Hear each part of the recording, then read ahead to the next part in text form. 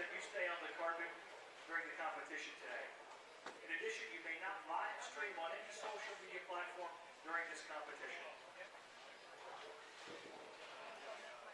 All right, competitors, it looks like 10 pins are coming up on the deck. The arrows are up. Bowling fans, how about a great send-off for C-Squad today? Thank you, and good luck.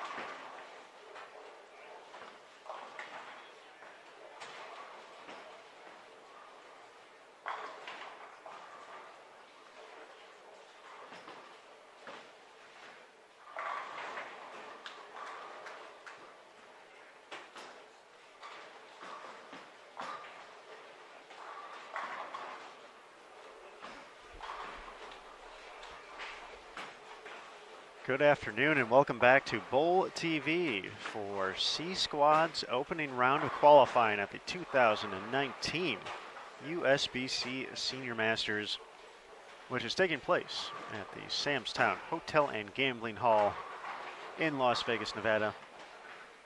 My name is Aaron Smith with USBC Communications, and what a pairing we get to kick things off for C-Squad.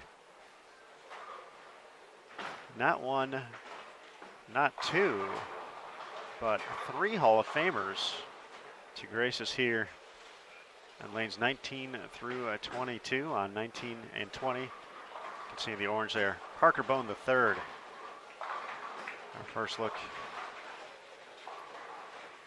The talented left-hander is joined by Doug Kent, a two-time Masters champion, looking to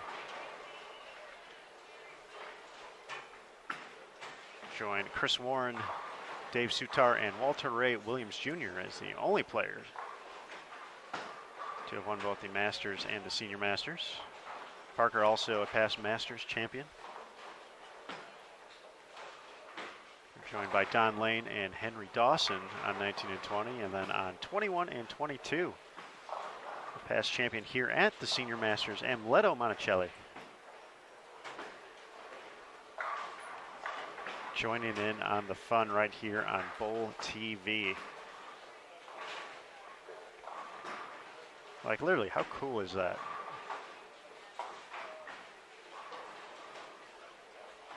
Amleto, the 2015 champion, looking for an early double here. He's going to be joined by Paul Lamond.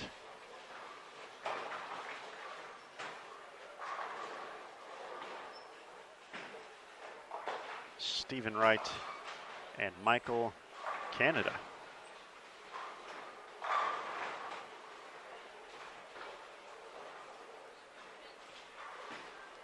We also have bowling going on our two additional channels, lanes 15 through 18 and 23 through 26. Got to see Henry Dawson at the Super Senior Classic a few days earlier, as well as Don Lane. Both of them competed at the event for players age 60 and older, and Senior Masters for age 50 and over.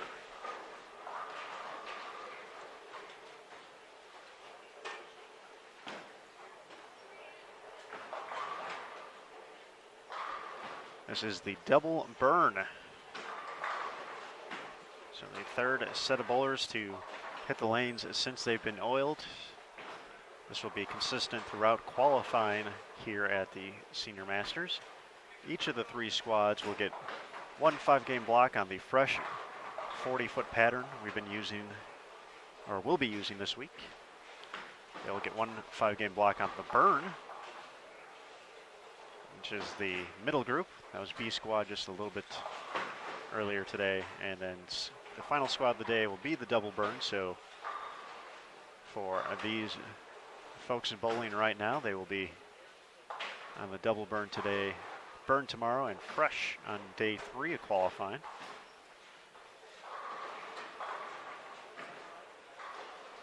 So I'd say the pattern seemed to hold up pretty well through the burn. So we'll see how this extra hour of sitting around and another 15 minutes of warm-up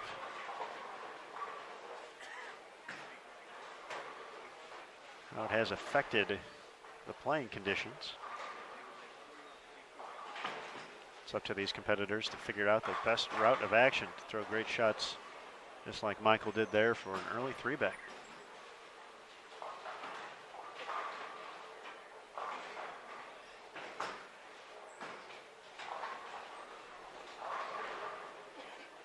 Taking a look at our qualifying standings through A and B squad.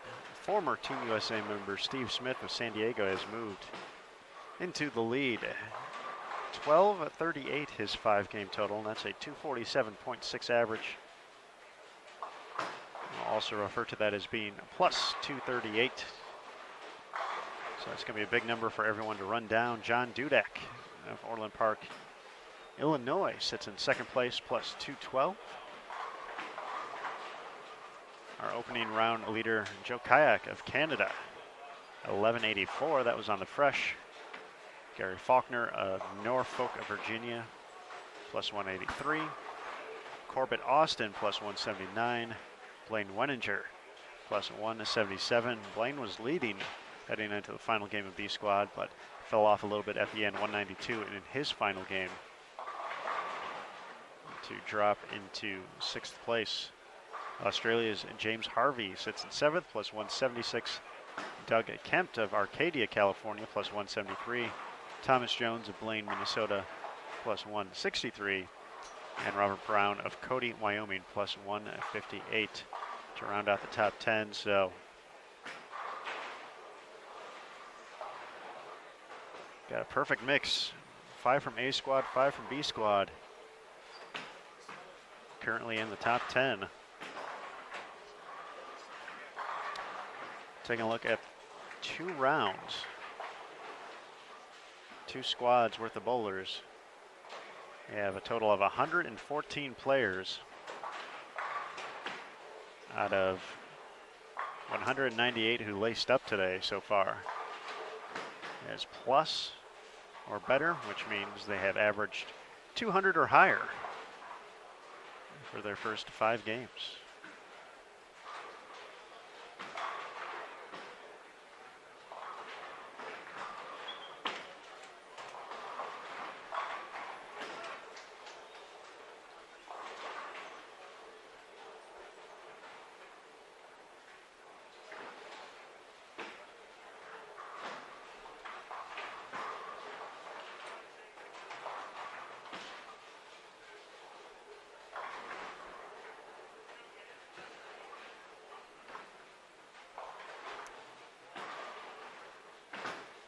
Place where I got all this great information. You can find it as well, bowl.com/seniormasters, or if you have the chat open, you have a few different panels to choose from. You can click on the term and information one to get there as well. A lot of great information there. You can find the roster, the lane pairings, the oil pattern, live scoring, and more. We'll be tracking live scoring throughout the course of not only the rest of today, but just about everywhere. As Amleto takes care of the washout.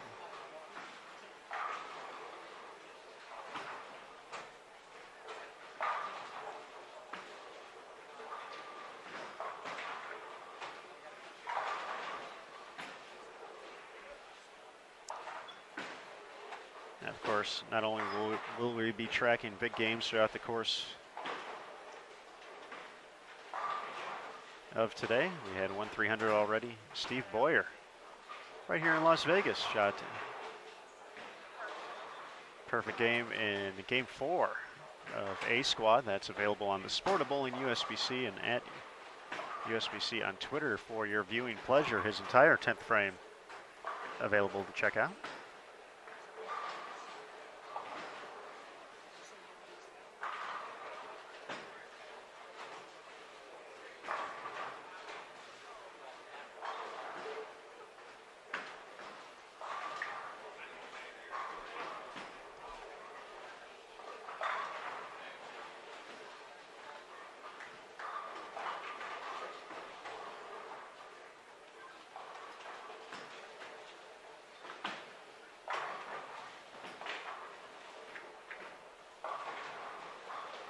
Back-to-back washouts for Amleto.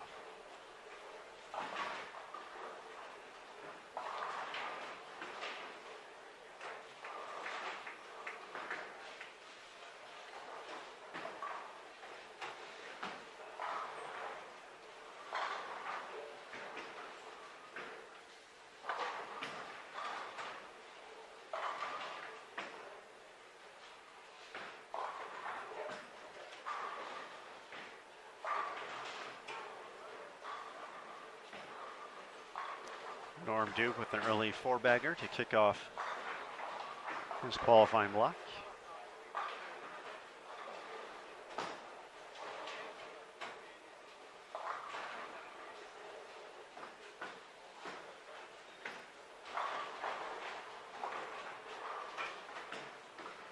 Tough break there for Monticelli.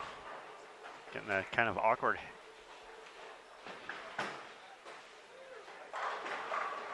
hit off the side rail there. Looked like he was going to be good for back-to-back conversions.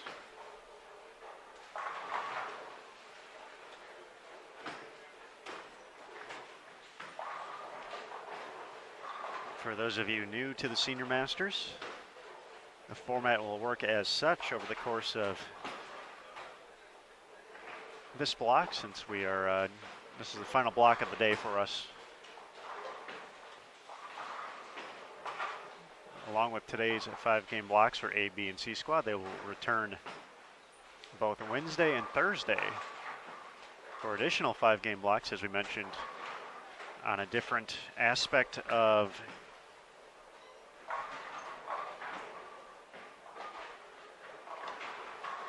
the pattern, whether it's being fresh burn or double burn. And after 15 games, the top 63 bowlers plus the defending champion, Chris Warren, will head into the double elimination match play bracket.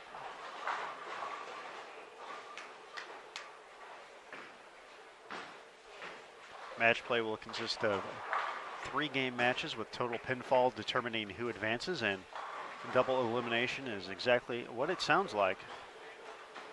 Once you advance to that, you will have to be defeated twice to be completely eliminated from the event. Michael Canada, 6 for 6 here in 21 and 22, trying to steal the show.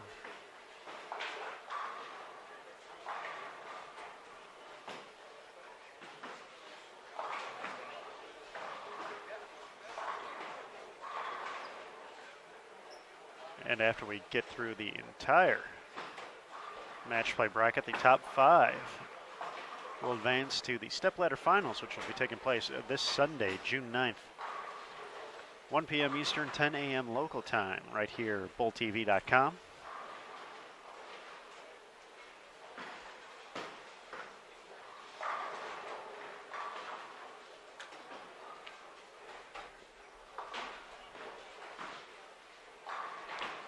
And that will conclude our excitement from Samstown. As we mentioned, the Super Senior Classic already in the books. Ty Dawson from Sunnyvale, California, claiming the title for players age 60 and older. Elected not to bowl the Senior Masters, though. So Ty will not be able to claim the coveted and double dip. Being able to win Masters and Super Senior Classic all in the same year.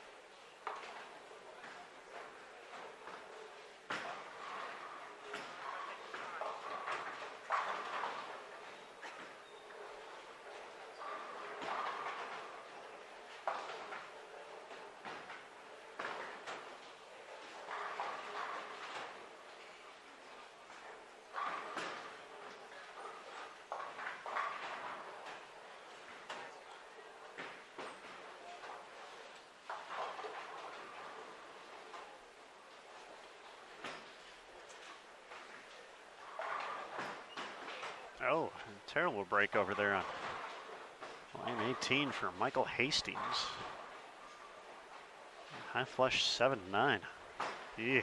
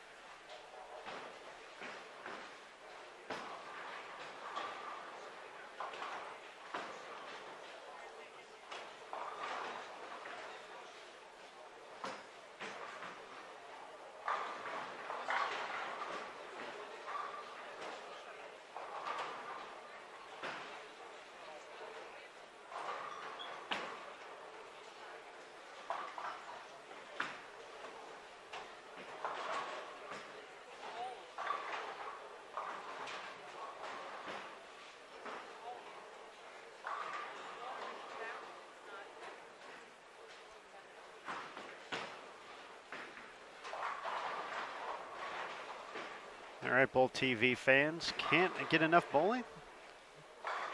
Listen in to Out of Range featuring Tony Franklin and crew as they talk about everything on the lanes and off. Some of the game's biggest stars stopping by each and every week. Once again, the Outer Range podcast on the backstage page here on bowltv.com. No kidding, if you have not had the opportunity to enjoy Tony, Derek, and Matt, they have a good time out on the lanes. I shouldn't say they're not on the lanes, but in the podcast, talking to, as mentioned, some of the great bowlers out there. And the three of them together, pretty darn funny, must say so. Definitely worth a listen right here on Bowl TV. Out of Range. Check out the podcast. Michael Canada still clean through 8, can max out at 267. Parker Bone the third trying to figure something out here on lane 20.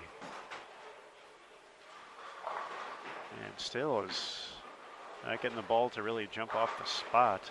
Looks like he's scooched a little bit to the left, but this is a little strange for us because Parker has absolutely crushed qualifying each of the past few years here at the Senior Masters, so we're basically used to him just walking into the building and shooting 260. Great shot there from Dougie Fresh, Doug Kent, four-time major winner. Paul Lamond, nice shot to stay clean through 8 frames.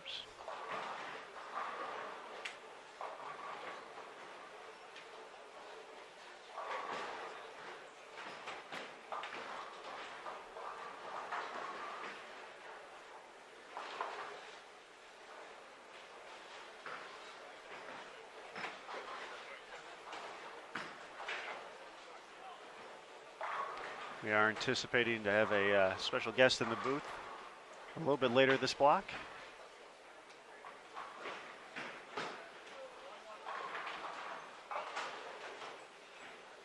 We'll save that surprise for just a little bit. Don't want to get everyone's hopes too high. I know he's good for showing up, but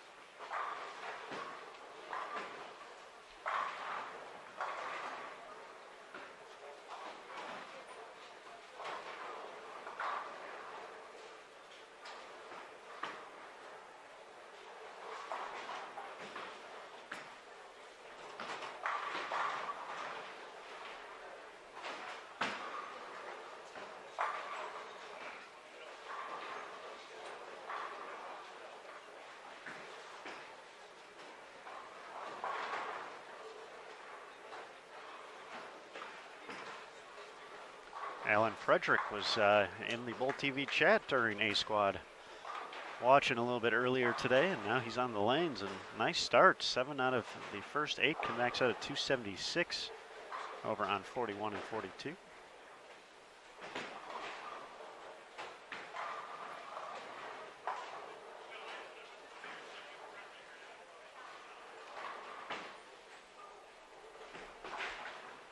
Norm Duke started with the front 6 before I split. In the 7th frame, he was unable to convert, but started up striking once again in the 8th.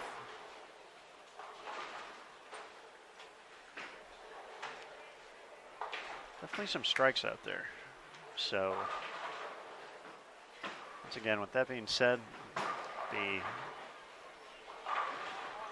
burn squad itself didn't appear to get too wacky. Had some big scores as we expected. Maybe not as many as we thought. But certainly plenty of people plus from that block.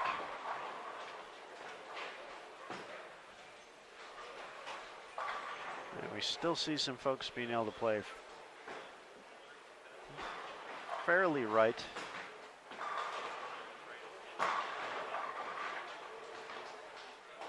The real question is that the right place of the lane to be at the moment?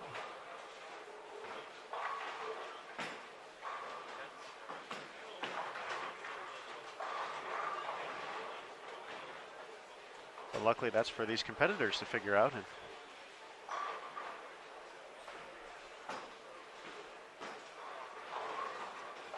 their hopes of securing a spot in the top 64 this week. You can see there, Doug Kent in between third and fourth arrow at the. This is ball cross that path of the lane.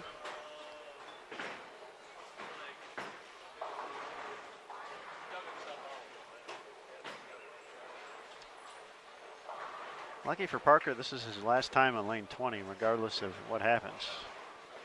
I'd like to find a way to get this double here, but this lane has given him no love.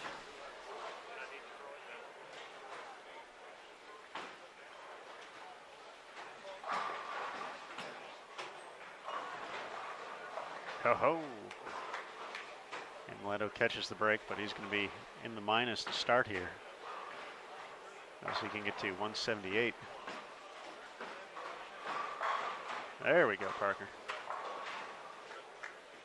Wasn't going to let 20 get the best of him the whole game.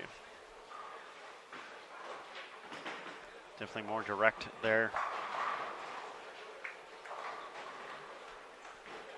Didn't try to go around the pattern as much.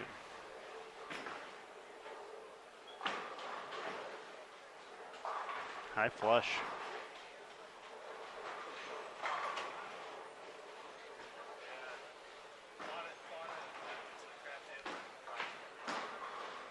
Michael Canada now in the 240s. Can make it 250s with one more.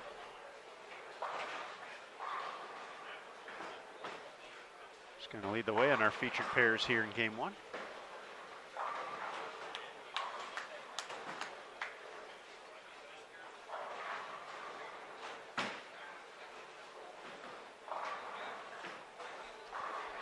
We will have a full day one recap on bull.com later this evening. At the conclusion of this block, will it be Steve Smith still at the top of the standings, or will someone find a way to average nearly 250 on the burn, or excuse me, double burn? Put themselves in that position. Michael says, I'm up for it. It's going to be in the 250s to start here. Kent can get to 238. Oh, that's pretty good right there.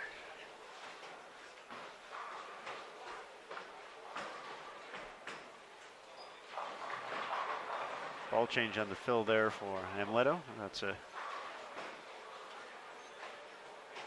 veteran move.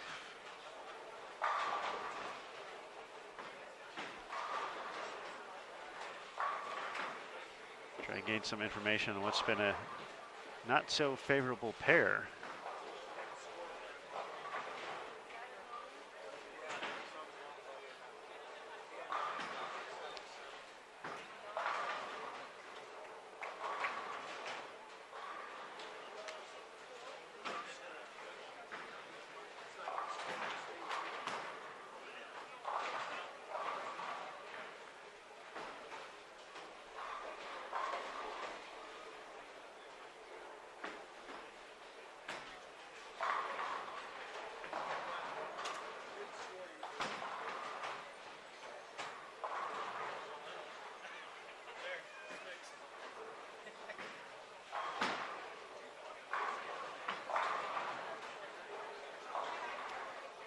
So it looks like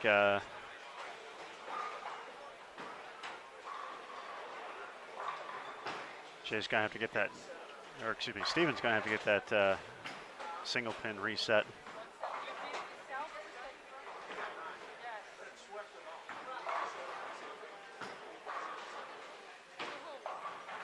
Doug Kent's gonna finish with 235. Henry Dawson back four for 209. So our volunteer staff is on top of it. They'll get that issue fixed. Mike finishes with 255 out of the gates here.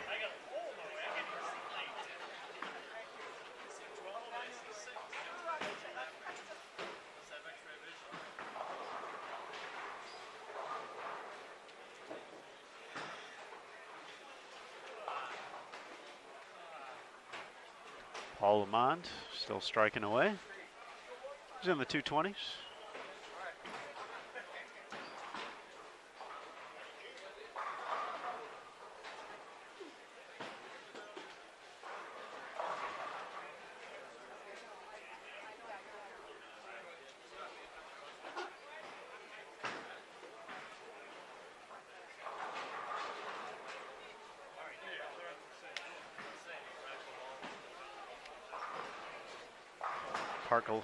Parker able to turn the double into 3 in a row with his first strike in the 10th frame. It is a busy place right in front of us here. A lot of folks moving around, getting ready for game number 2.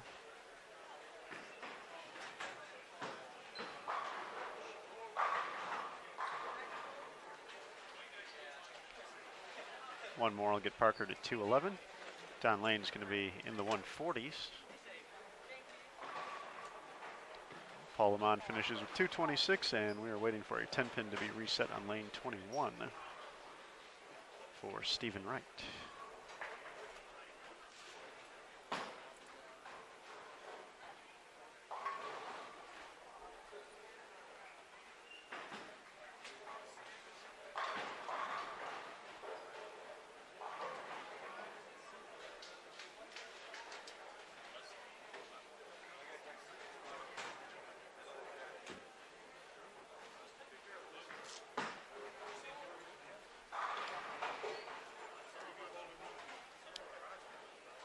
All right, final shot will be courtesy of Parker Bone III.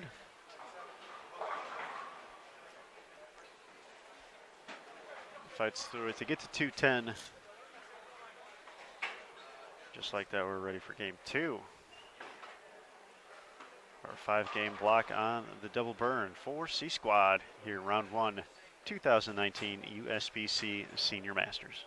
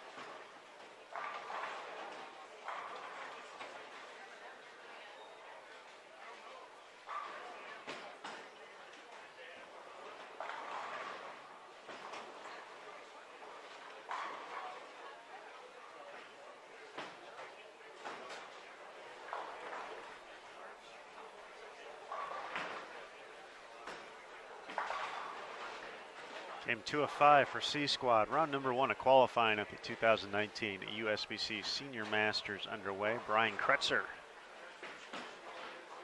wheeling and dealing on 19 and 20. That one, unfortunately, gets through the break point and does not get back to the pocket. He'll be left with the washout conversion to stay clean here through 3. Michael Karch, also bowled at the Super Senior Classic, up on lane 19, looking to clean up a single pin. Pete Thomas,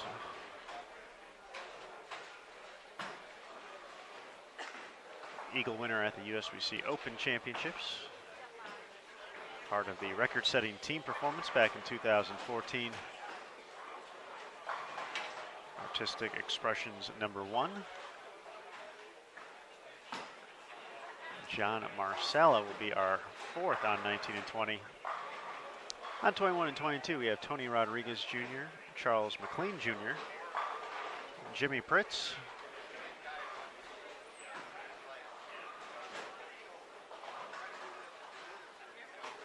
and Rolando Sebelin. There's our 4 players over there, so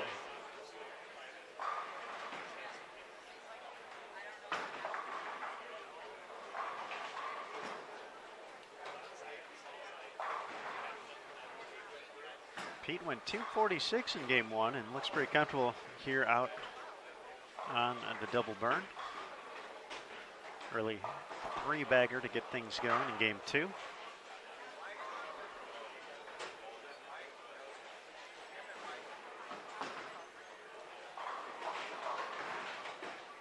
Pete's game definitely one of shot making.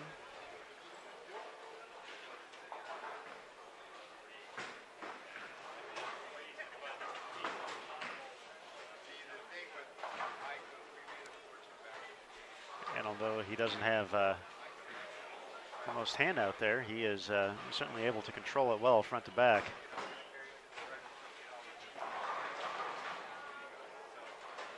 Give himself the opportunity to strike on all conditions.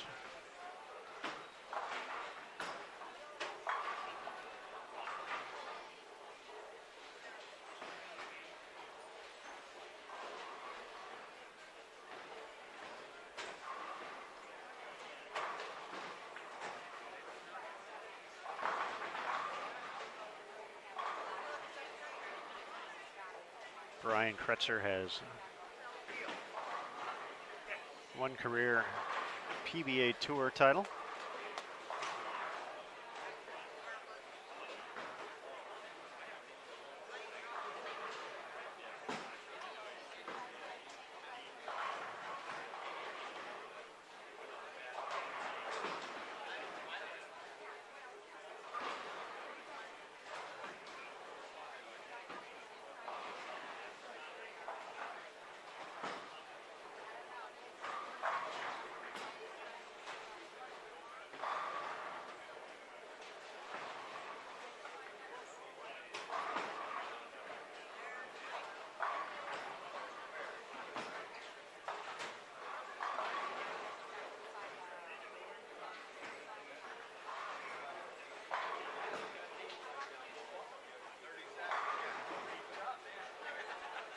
Kretzer has already recorded a 4th place finish on tour this season. First event of 2019 for the senior tour, Johnny Petraglia BVL Open. Walter Ray Williams Jr. ended up claiming that title. The first of 3 consecutive for WRW.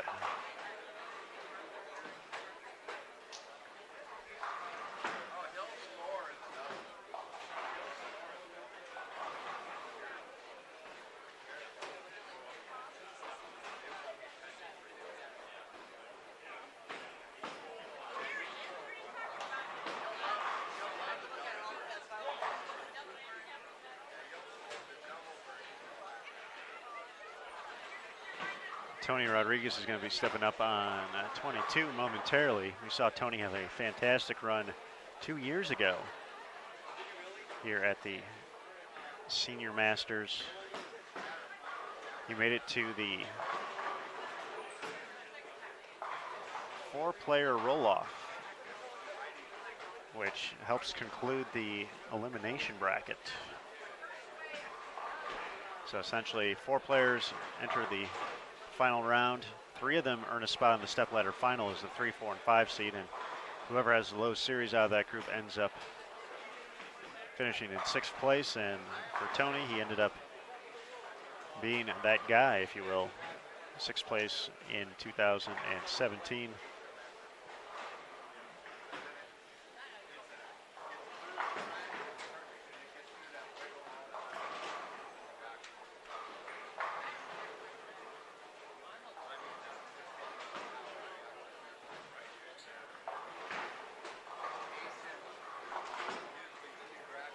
Do have scores through 1 for C Squad now up online.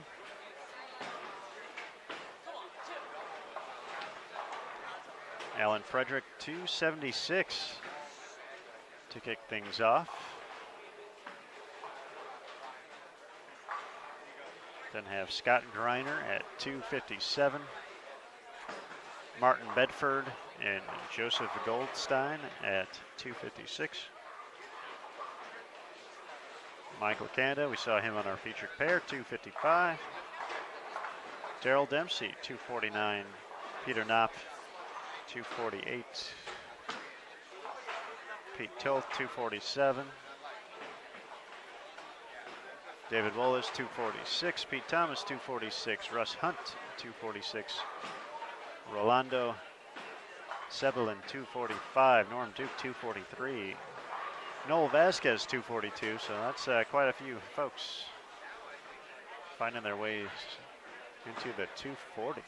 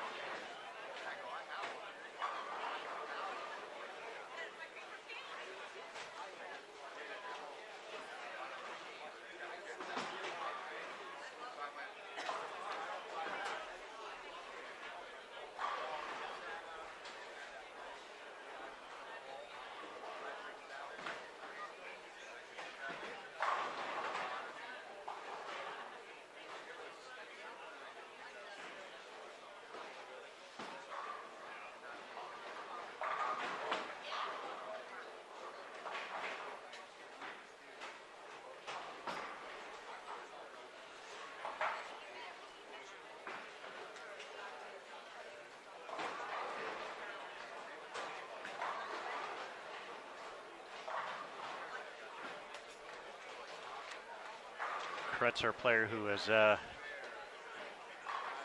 always been okay with moving a little bit left, and you can see he's left a fourth arrow there.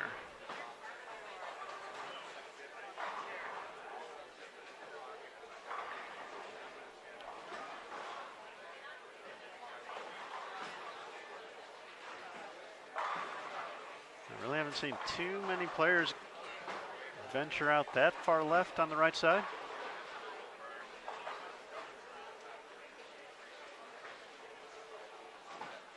Another testament to how well this pattern has held up so far through a total of 12 games. But right now, for all you great Bowl TV subscribers tuned in right now, it's time to introduce Brant Houghton, now taking on the role of the giveaway guru. So Brant's got a prize for one lucky Bowl TV subscriber. When it comes up, it's going to be pretty self-explanatory. It's going to be a item that pops up just like that. And you're going to wait for the second prompt, and all you'll have to do is click submit. It's going to be a blue button, click submit, and then you're entered. You don't have to answer a question. You don't have to enter any information because you're already a member. So we got you. We know who you are. The real question is, what's it going to be? I've been begging Brant to give away one of his vintage Miami Dolphins jerseys because he's the only person I know who likes the Miami Dolphins. But that's okay. I'm just saying, if more people had the jerseys, there could be more Dolphins fans out there. John Marsala brings the heat right there from the left side on 20. And once again, all you have to do, click submit. You'll be entered to win a great prize that probably isn't a Miami Dolphins jersey.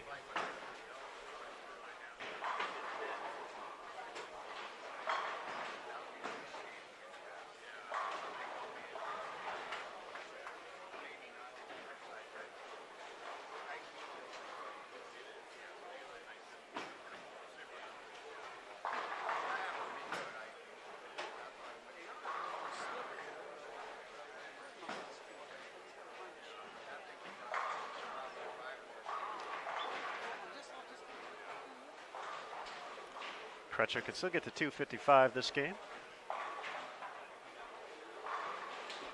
Alondo nearly gets that 4-pin out of there.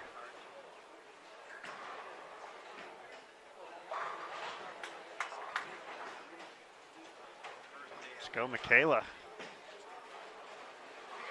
An autographed picture card from Chris Barnes. All right, that's a good first giveaway. It's way better than a Dolphins jersey. All right, here we go. Thank you to everybody who submitted an entry. There'll be more throughout the course of the week, so don't worry that that's the only one we're doing. There will be more.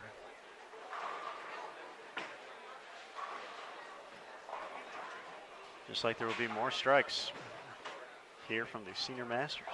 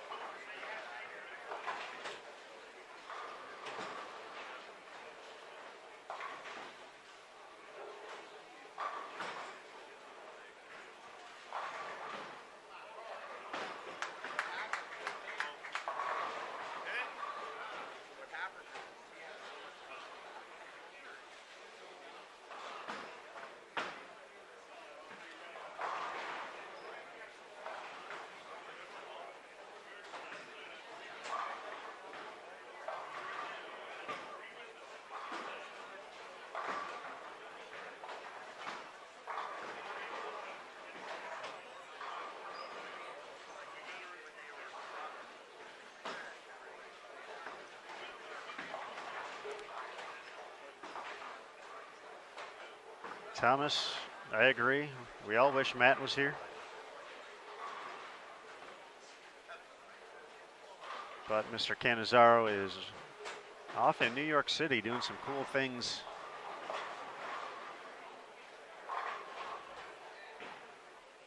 For the sport of bowling in the Big Apple. If you check the Sport of Bowling USBC Facebook page, at USBC on Twitter, at US Bowling Congress on Instagram, some cool things happening.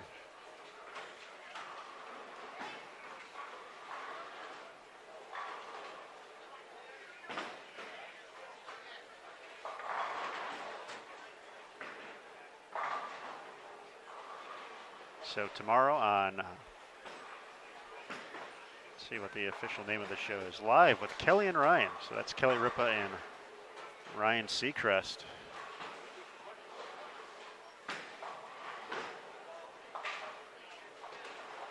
Our 2018 and Junior Gold Under 12 Girls Champion, Kaylin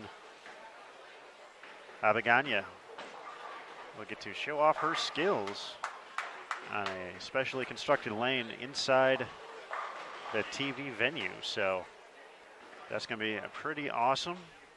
So Matt in New York right now. He was with us just a day or two ago at the Super Senior Classic Finals. But he'll be back this week, don't worry.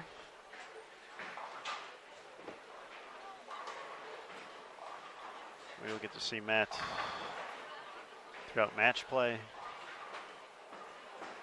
here at Samstown. Taking a quick break from his duties at the USBC Open Championships.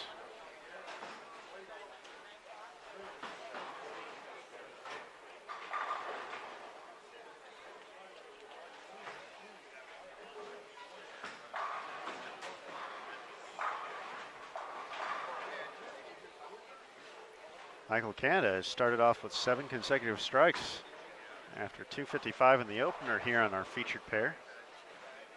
He's taking care of some business here on the double burn.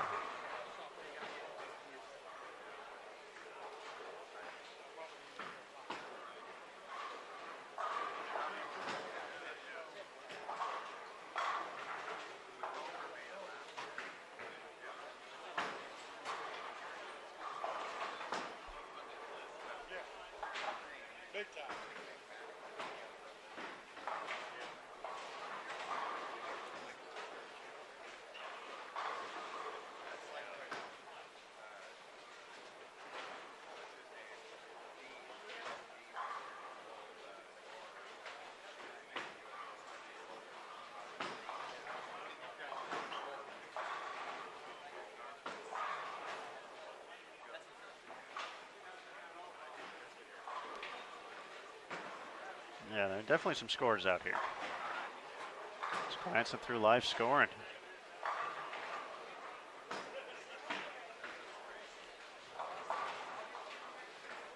Now, one of the many theories, if you will, of an event like this is how the breakdown isn't always necessarily the same from block to block on how one squad plays the fresh versus the other, how deep another group gets.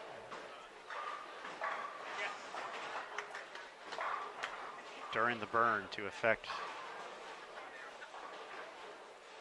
the double burn squad and things of that nature. I will say, an experience of covering events like this, it seems like the double burn is usually the nicest on the first day, because it seems like A squad always plays them the most uniform across the board, I guess, is the way I would describe it. It seems like more folks are going to try and make the outside portion of the lane work, kind of try and stay as far right for the right-handers as they can. The lefties, it kind of varies from event to event depending on how many are in the field. This week it seems like we have a pretty decent amount of left-handers, so it'll be interesting to see how it gets for them. It looks like Michael Canada's string of strikes has ended in the 8th frame.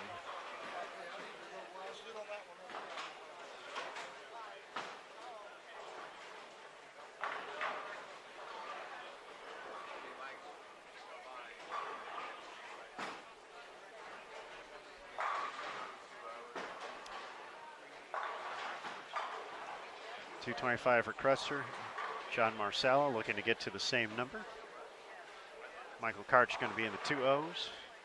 And Pete Thomas, other than that 10 pin in frame 6, nothing but strikes.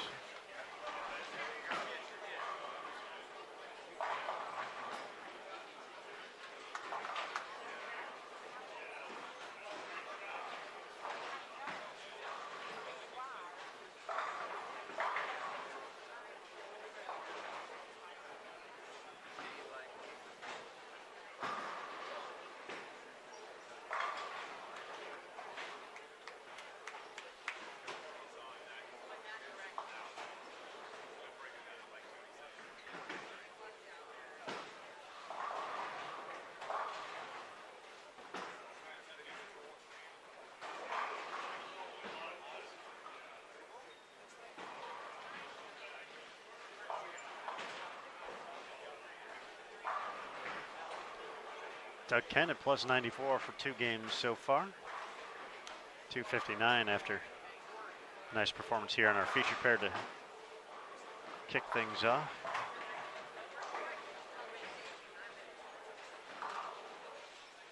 Very direct angles for Pete. And oh, rings the 10. Sounds 258 out there.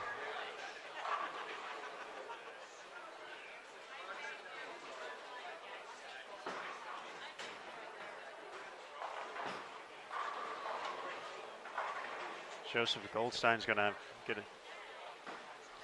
He's going to get a pretty nice start here as well. He's going to be flirting with 500 and change after 256 in the opener, and he's looking at least 270s. One more strike will get him to 280.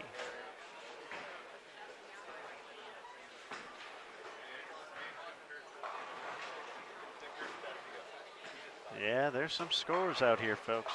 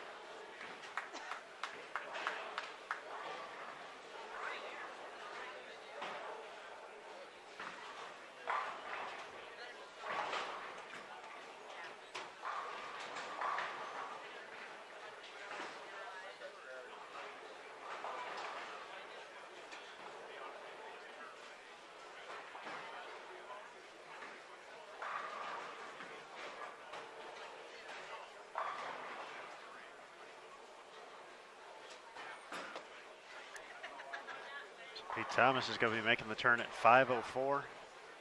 Very nice 258 there. Rolando finishes with 228.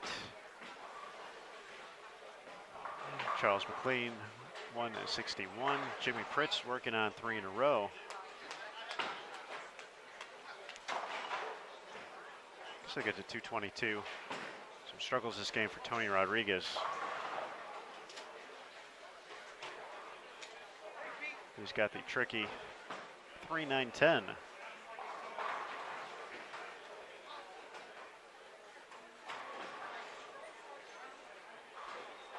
a chance to get into the 180s.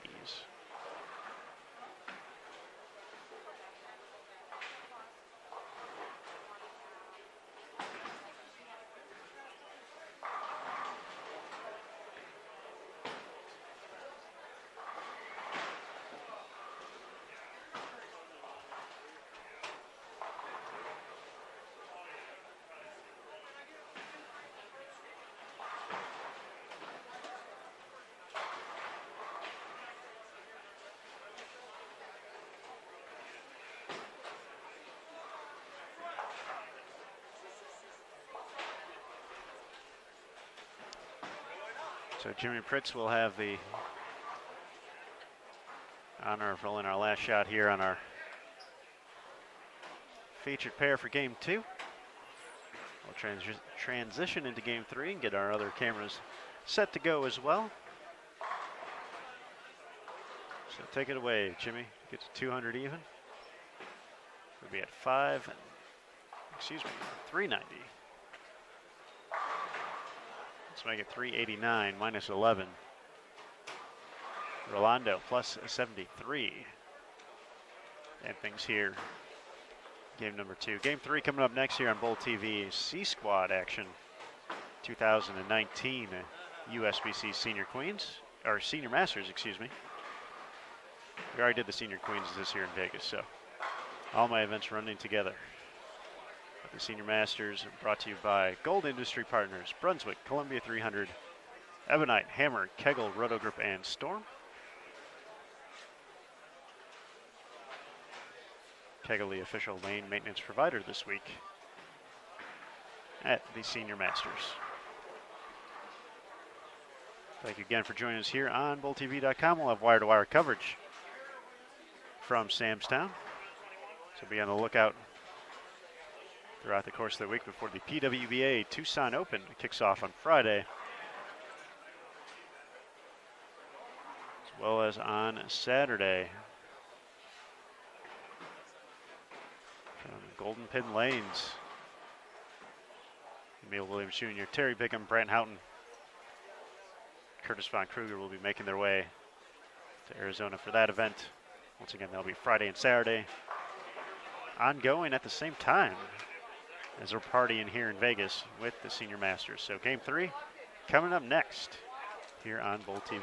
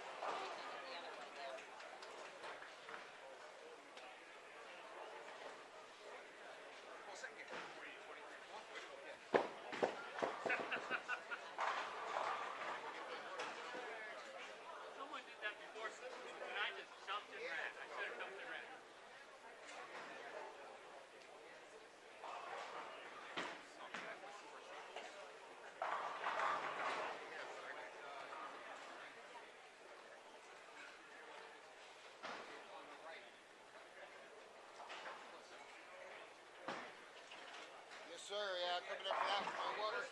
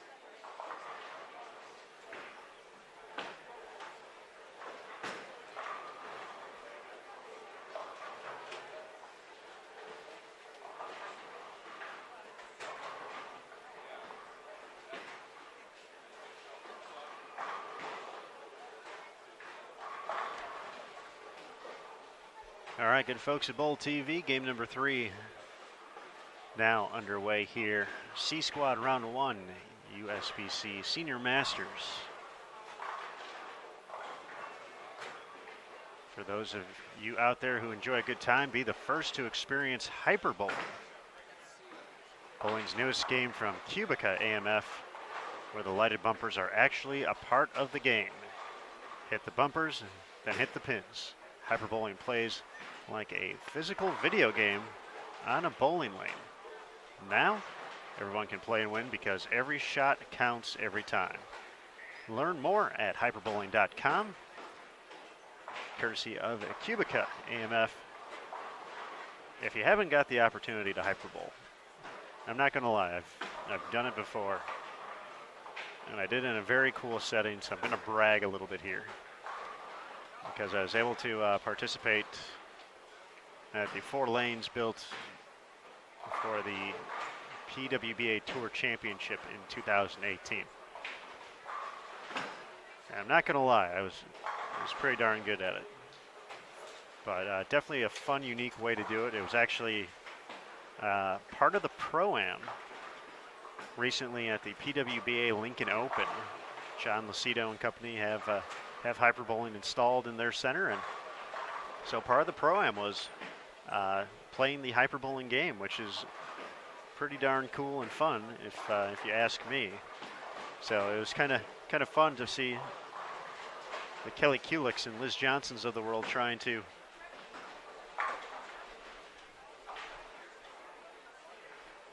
basically throw the ball in the gutter when they could.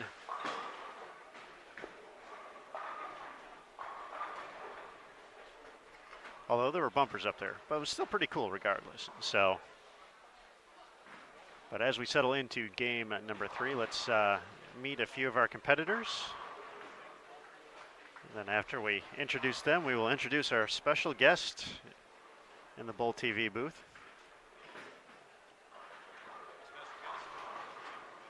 Special guest. It's a good question.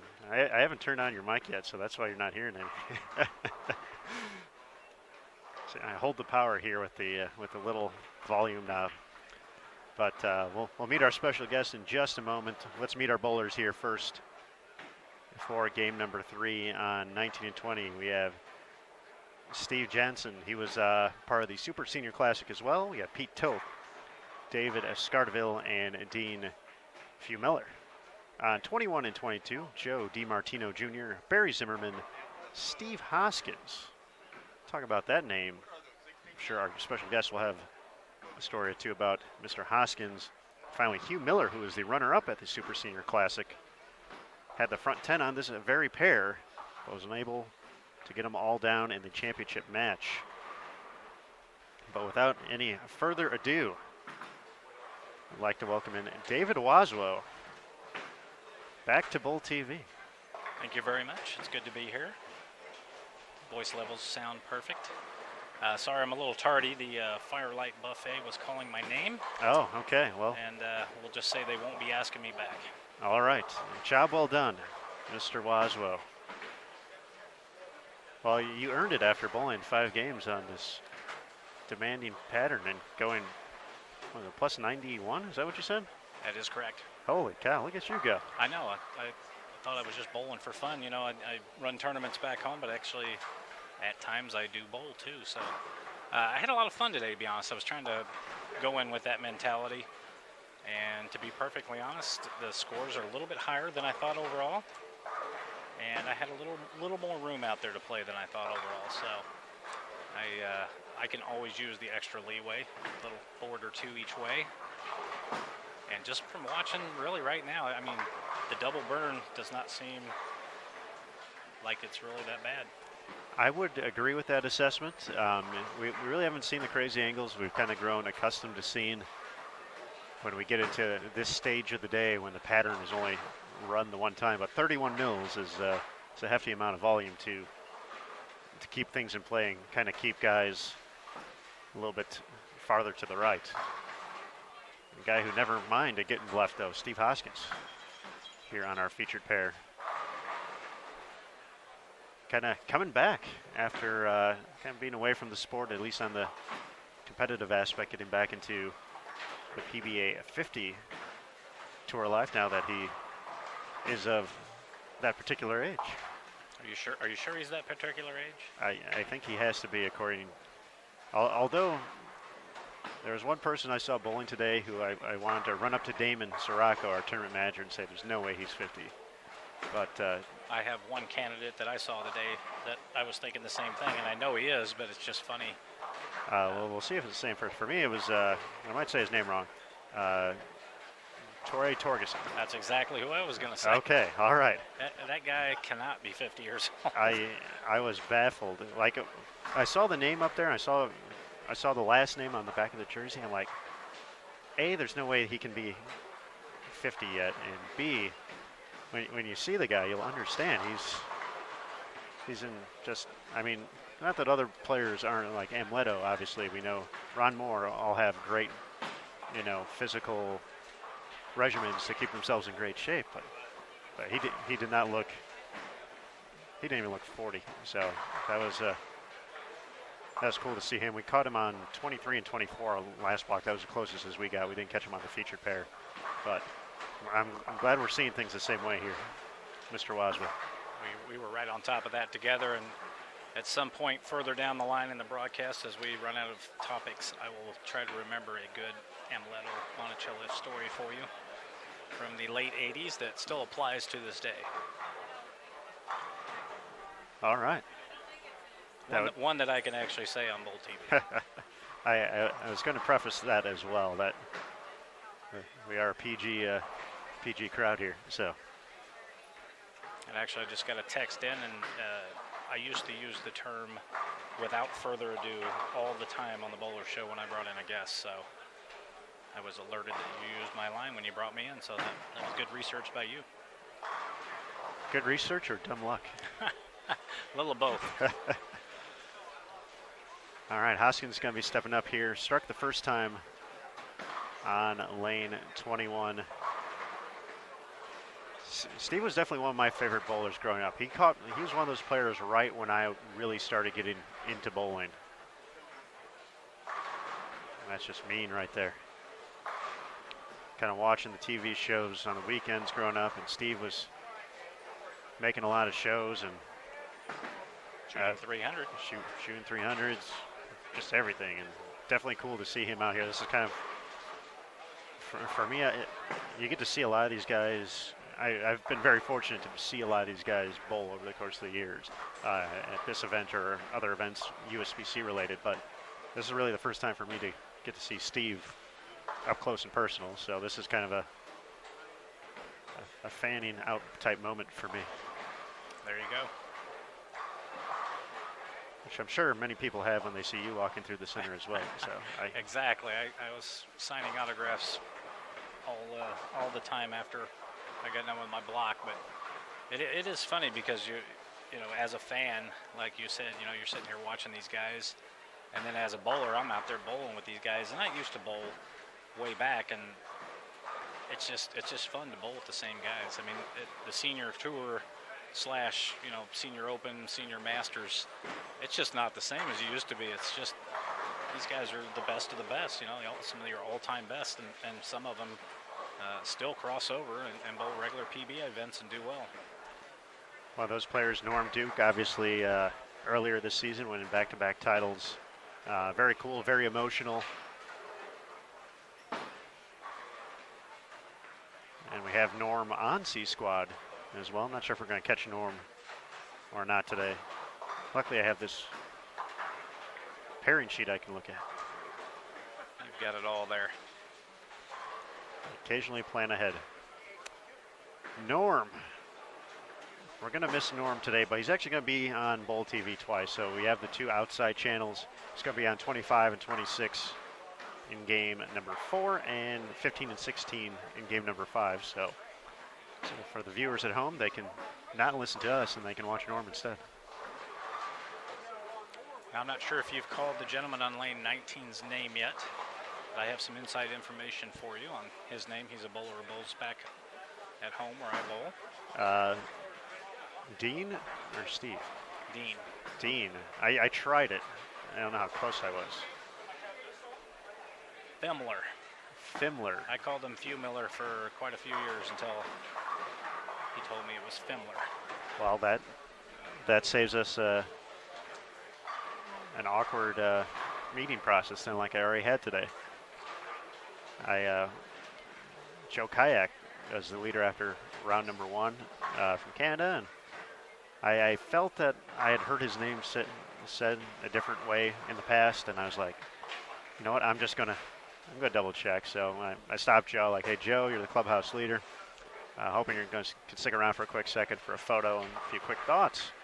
And we came back, got the photo, we were ready to go, and I'm like, Joe, I just got asked, what's the, how do you say your last name? And he's like, Kayak, like the boat. I'm like, okay, well, I'm going to just apologize to you right now because I was not saying that on the live stream as you were taking over the lead. So, but Joe, very nice individual, said not a problem, happens all the time. But now I know. And unbeknownst to you, one of the vice presidents at Storm Bowling Products, Corbett Austin, bowled very well this morning, and I didn't know his real name was John either. And I saw that John Austin was up in the standings and was doing very well, and I went up to Corbett and I said, I assume that is you, and he said, yes, that's my name. But he bowled very well. He did. He was right up there, still sitting in 5th place overall through 2 squads. C squad through 2 games. This is up online now. Joe Goldstein having himself a day so far. 256, 280, and plus 136. So we're going to keep an eye on Joe in case he keeps striking, maybe makes a run at 800 here out of the gates. Alan Frederick of Las Vegas, after 276 in the opener, followed it up with 233. He's at plus 109. Pete Thomas, we just had him on our feature pair, plus 104. Peter Knapp, plus 94. Dougie Fresh, Doug Kennett, plus 94 as well. There's a few of the strong starts here from C Squad. Pete Thomas, you said, plus 104 after 2. That's I love watching Pete bowl. We had Pete right here on 19 and 20, and as you can imagine with Pete, he kept his angles very tight, didn't give away the 1-3, and just repeated every single shot, and all of a sudden he was in the 250s. I actually caught a little bit of that right at the end where he rang the 10 in the 10th frame, working on possible 270. That was a ring-in 10. Let's see, Joe Goldstein's on 41 and 42. I gotta keep an eye on these guys for my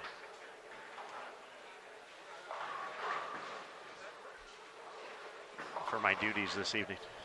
Just for my own basic knowledge here, our cameras are on 19 to 22, correct? The pair that we're on right now, yes, 19 through 22. So we got all of these gentlemen in front of us to keep an eye on. Let's see, 257 max for Goldstein here. That would get him 793 out of the gates. Yeah, that was You could just par in from there, and he's close to the number. And it's one of those things where going in, you don't necessarily, I've been to enough of these events that you don't expect the double burn to kind of bring out those numbers. Usually the burn squad is the one where folks really get the number at, and we just kind of barely got over the number. 2 folks beat Joe's score from the fresh. But yeah, there's definitely some striking going on out there. From your time out in the lanes, kind of what did you see towards the end of the block? And obviously you're watching it now, but what kind of as they were progressing, would you expect this, or were you kind of still surprised the pattern's holding up this well? I was extremely surprised, even with the amount of oil out there, that it's been holding up. I probably moved 5 boards the whole block. I never switched balls, and that really surprised me. I was pleasantly surprised because I like them that way. I like them to hold up, and from what we're watching here right in front of us, they don't seem that much different. I don't think, from the first squad to the very end, I would have ever thought that they'd hold up this well, but they are. And I think you're seeing, like you said, Joe Goldstein and some others doing very well. I'm not sure that the squads will be that different. Obviously, some of the squads are going to have a few better players on them, but I'm not sure that A, B, and C are going to be that crazy far apart at any point. I would tend to agree with you. The Burn probably a little better, but after what I saw this morning, I'm not sure.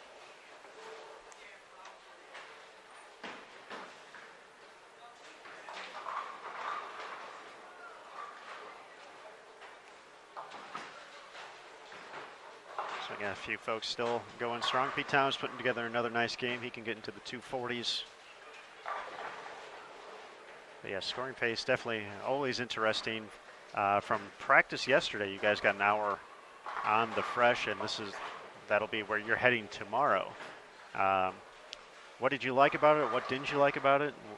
Kind of what's your game plan heading into your 5 games bright and early tomorrow at Samstown? Surface and right up the gutter.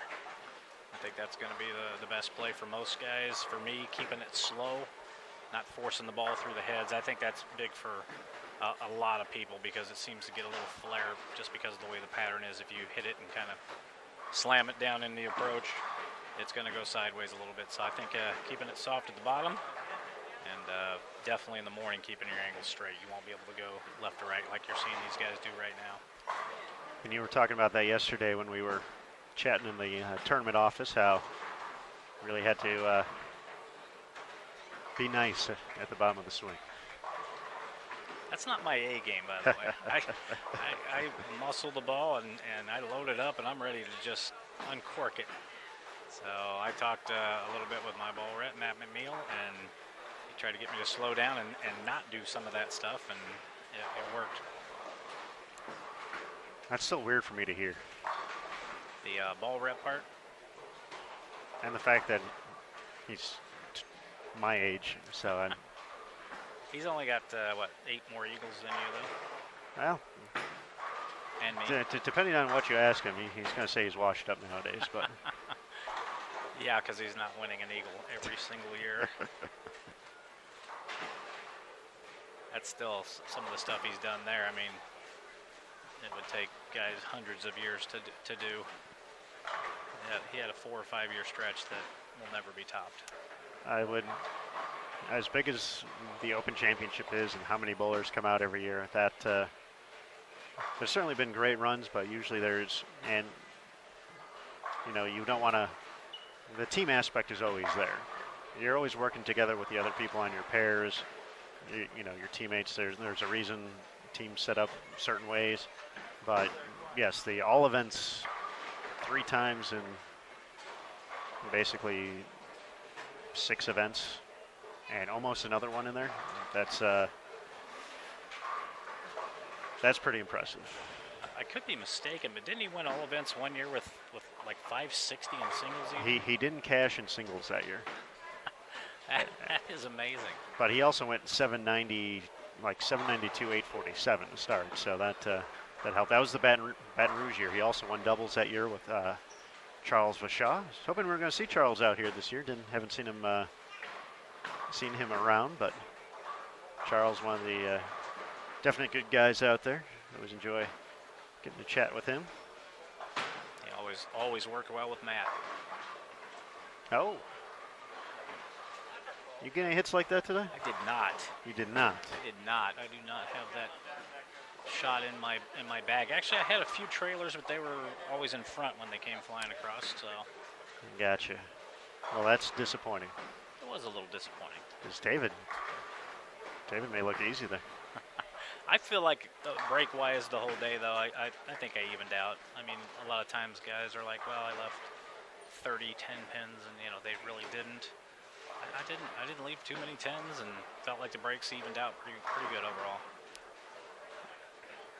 Now, Dave, we were talking yesterday, and you told me about a pretty cool experience you got to have just a couple of days ago prior to leading up to your appearance here in Las Vegas. Go into that a little bit. Well, I decided to bowl the Senior Open, Senior Masters, and Nationals, which is right behind it. Just worked out perfectly for my schedule, so I thought, why not drag this out even longer and spend a couple of days at the Storm Factory? and I had set up a time to get on the lanes and do some work on some equipment with Chad McLean and Kendall Miles, when I receive a text from Leanne Holsenberg that says, "Hey, do you mind if I come down on the lanes and practice with you?" And this is at Storm Headquarters Factory.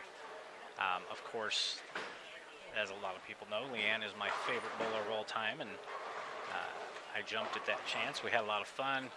Blair Blumenscheid did an interview with me that put that on the Facebook wall, and with Leanne bowling in the background, and it's just some invaluable information I got there, and some drilling from Chad, and worked on my game a lot there, and I think it actually showed today.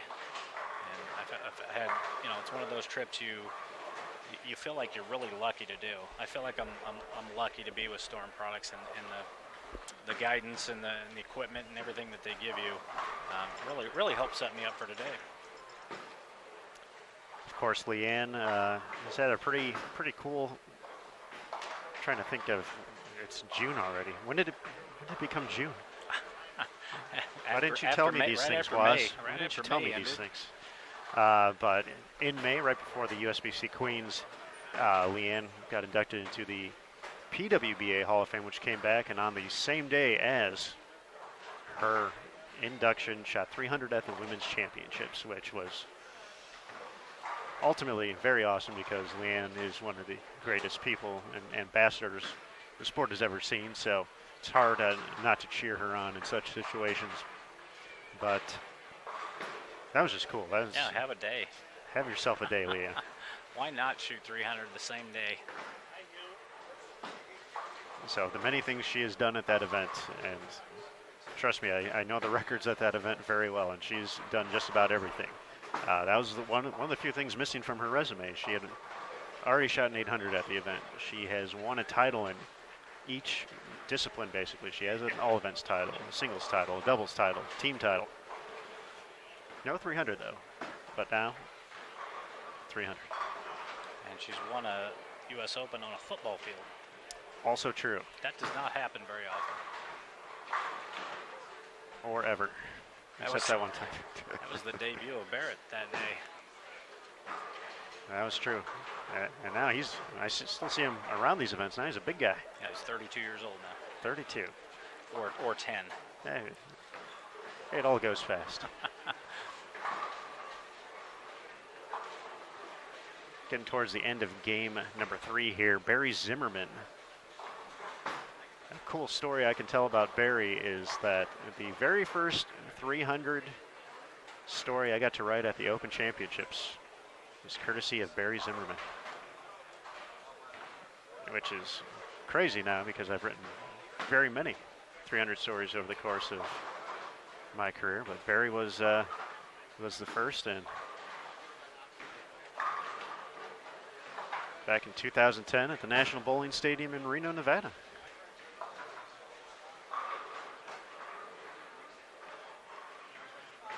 What is your actual title right now?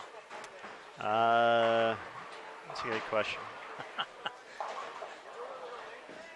believe it is. Let me pull up my email here because there's extra words on it that I don't have. Boss of Matt Cannizzaro? Oh. No. Had to have sent an email where I would have used that recently. Let's see. I ain't to Jerry Schneider, did I? No, I didn't do that to Jerry Schneider. Media relations guru. No. That's still Matt. You know what? I'll just pretend like I'm sending an email. There we go. It is Digital Media and Communications Manager is the current official title. And currently Steve Hoskins has a triple.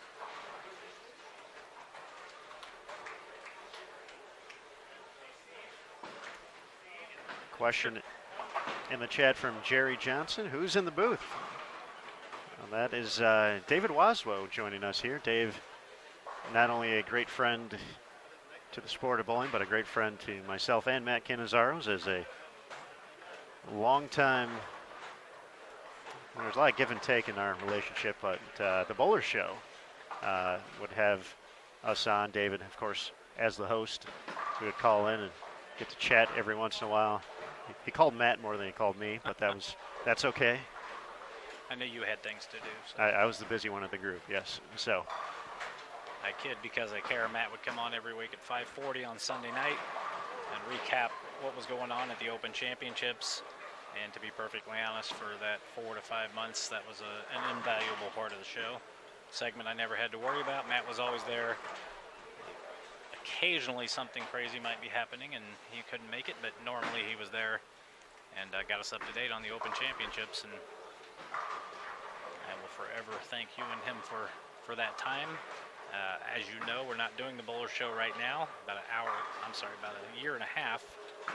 We've been off the air. I would say probably one more run at it. We just took a little time off. So I could do some bowling and just spend some time at home on Sundays.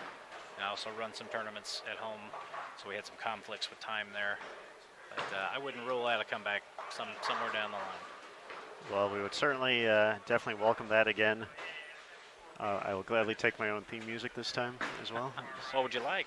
Oh, I'd have to think about it now. I actually have like 3 songs in mind already, but like it falls the same for like I always enjoy when we're on TV shows when players pick their strike songs. So you think about that as well. If you're ever in that situation, I know I never will be, but what would be my strike song? So there are many parallels to an introduction song, I feel, on a great bowling radio show. So, but I'm not going to tell you now. So, my partner James Boyster, he's the master of what you're doing there. He's the electronics guru. He would be glad to put that together for you. Fantastic. Come on, David Scardeville here. Out of nowhere. We have bowling action in front of us, by the way, also. 258. After a bit of a slow start there, opening the first, split conversion in the third.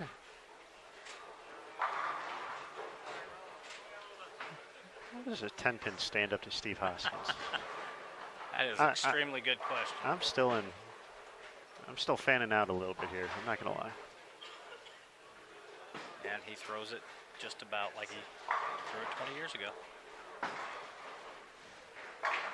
For someone who I enjoyed bowling, like watching to bowl, I did nothing with my game to mimic his.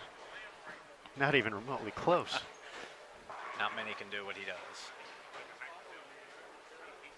Now, Aaron, I'm sure if you've noticed, but when you look at the cumulative scores up there, if you have a string of strikes going, it does not add that into your total at all. That is correct.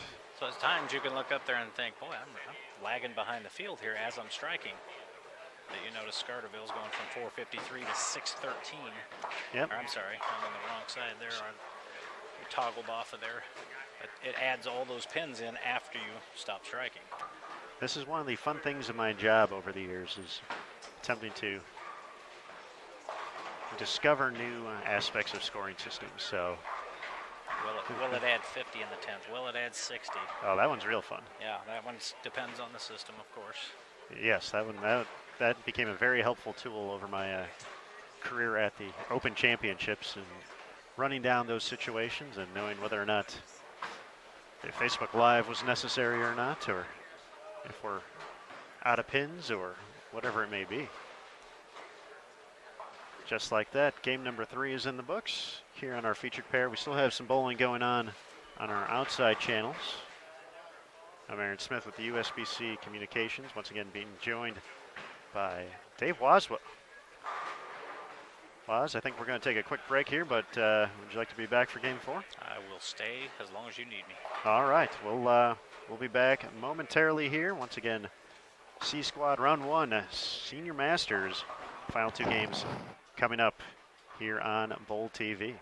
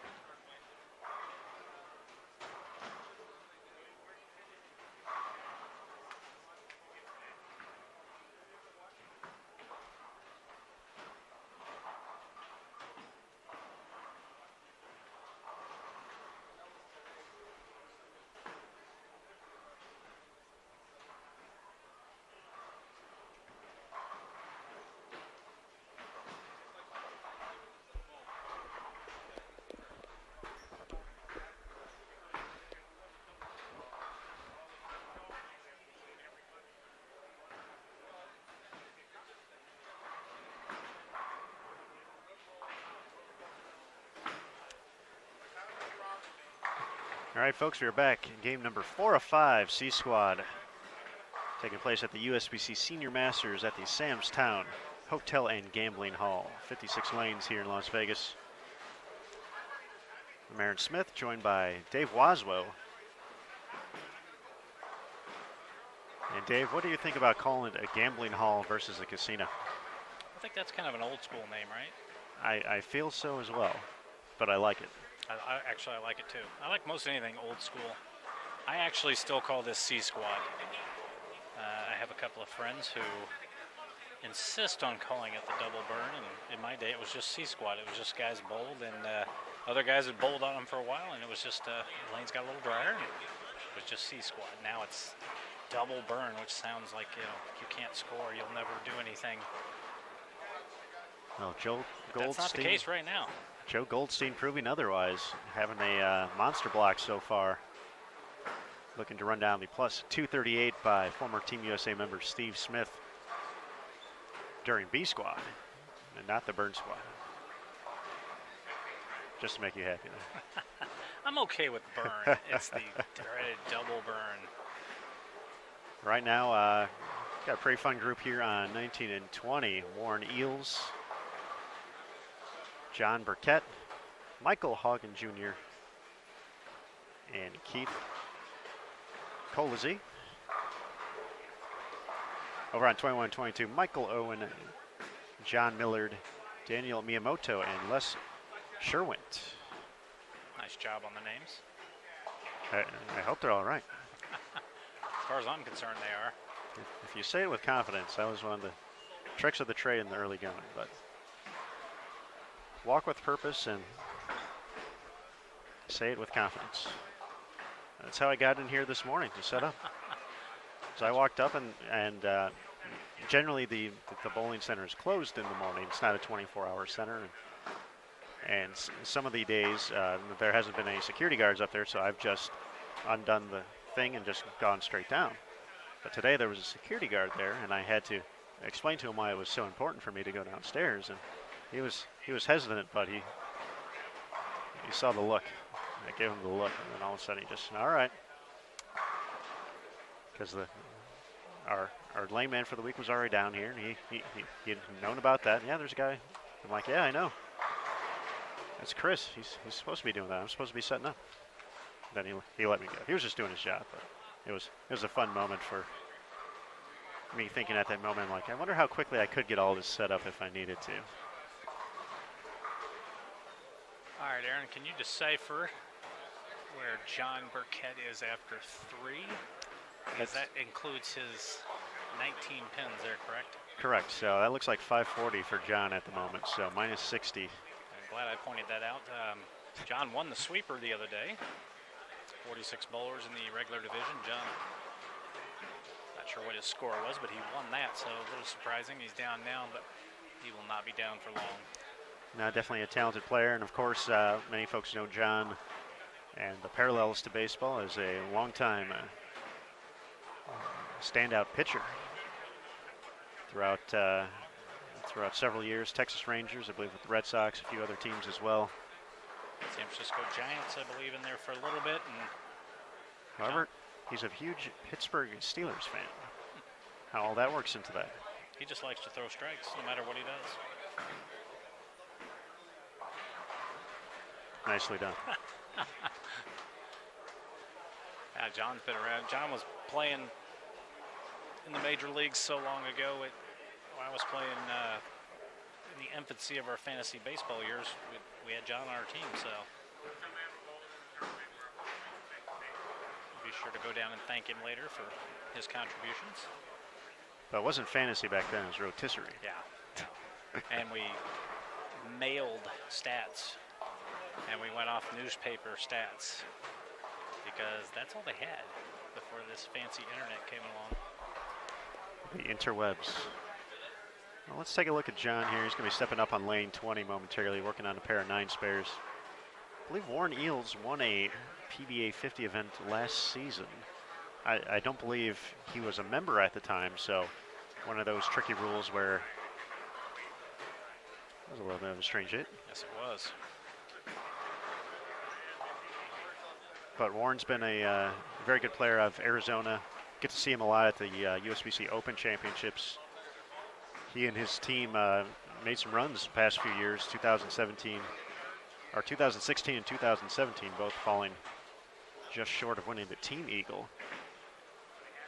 And that's got to add a little insult to injury when you're not scoring well and you can get to the pocket, and then you got to now figure out how to carry.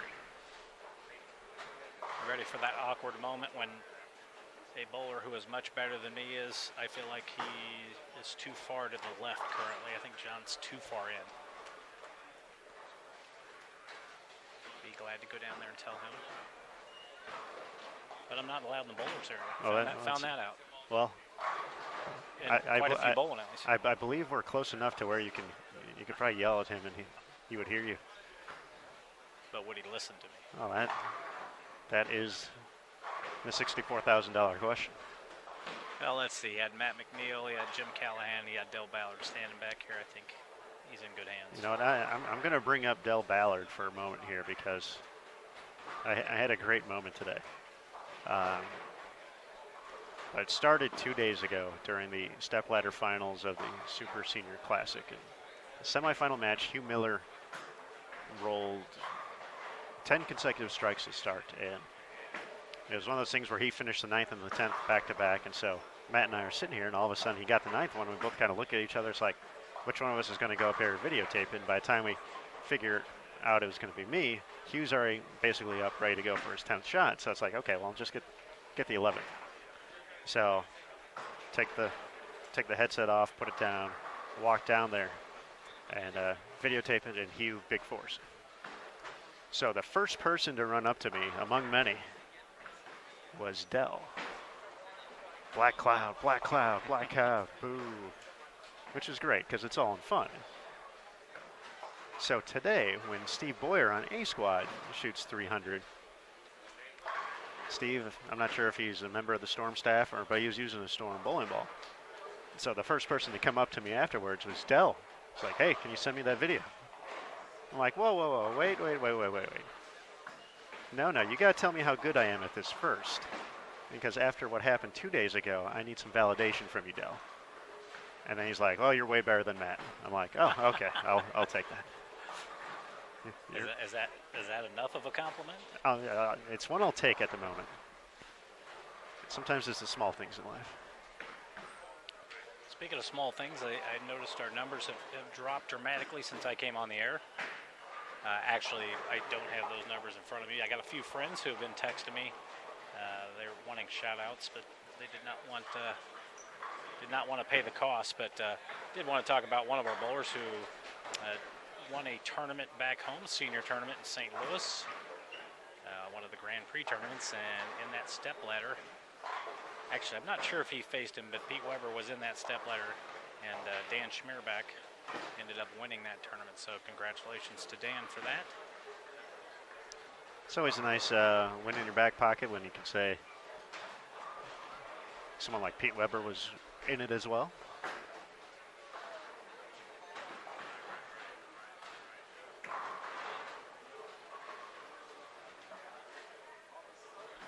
Definitely pretty cool right there. I'd like to have that on my resume. That wouldn't be too shabby.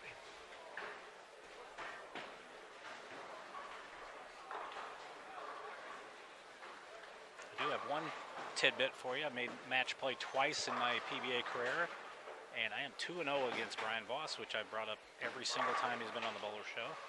Oh, I'm sure he loved that. Oh, I know that's been eating at him over the years as he's collecting trophies. I did not see. I was actually looking in the roster as we started the squad. I didn't recall seeing his name, and it appeared he is not on the roster this week. So usually we do get to see Brian here at the Senior Masters. So was it last year he qualified 64th? I think that was 2 years ago because I missed the tournament last year. I was still in Syracuse with the Open Championships. Matt came out here and handled it on his own. So I was not. That was one of those weird moments too when we talked about Tori Torgerson not being 50.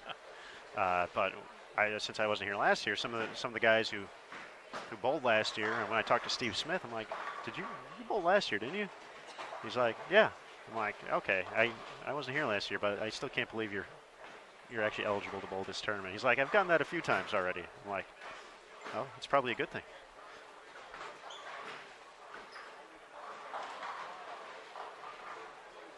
Appears we do have some scores available after 3 games online. And leading the way as expected, Joe Goldstein, 770 through his first 3 games. 256, 280, 234. He's at plus 170. Pete Thomas, 752 for his 3. Alan Frederick, plus 147. Norm Duke, plus 120. Peter Knopp, plus 119. Fran Luzi, he had the front 8 last game, plus 117. Doug Kent, plus 111. Henry Dawson, plus 99. Oh, George, your last name is, I'm not even going to try. George S. from West Seneca, New York. Dave, you want to? I do not. Okay. Maybe John Zerbinski would have It's similar to that, so. John Suzabluski. There we go. George, if I'm... Save that soundbite. George, I will apologize ahead of time. Michael Edwards at plus 93. Keith on our featured pair at plus 93 as well. Oh, who's that guy in 47th? 47th. Never heard of him. Lee's Summit, Missouri. Isn't there supposed to be an apostrophe right there? Can you pronounce? Yeah, actually there is. Can you pronounce that name? David Waswo. Still hanging in 47th. Just keep me in the top 64. I appreciate it. Daniel Miyamoto, 6 in a row to start in game number 4. And what were your thoughts about the cut number this week coming in? And you had a number kind of prior to the start, and now that we've got some games, is it still the same area? It's bounced up from the practice session for sure. It's pretty much stayed the same today. Have you made any predictions yet on that? I have not. Okay, well let's just take a look at, I don't know, probably right around where I'm at. I would think we'll end up 64th, or actually I probably should be just inside of that. So let's say 85 at the end of the day. I would go with about 225 over for the 15 games, which is a 215 average. I'm going to stay with that for my cut number, 2 plus 225. All right, there we go. To the sports book, everybody. Which they do have here. We do have a sports book here at Samstown, because it is a gambling hall. Very nice. All right, John.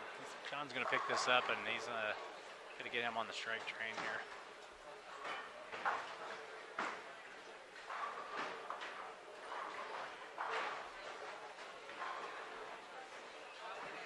Joe Goldstein still bowling well.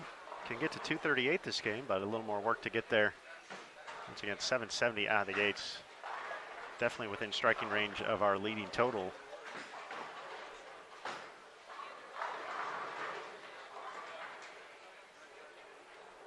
As we scroll through the live scoring available here at Samstown, you can find that and more. Bull.com/Senior Masters. There's also, if you're in the chat, the panel's above the top. If you go to the one labeled tournament information, you'll be able to get that information and much more. The oil pattern, lane pairings. David Waswo's average so far today. Higher than my USBC Nationals average the last 27 games, we'll say that. Catch still struggling to find a way to get all 10 to fall.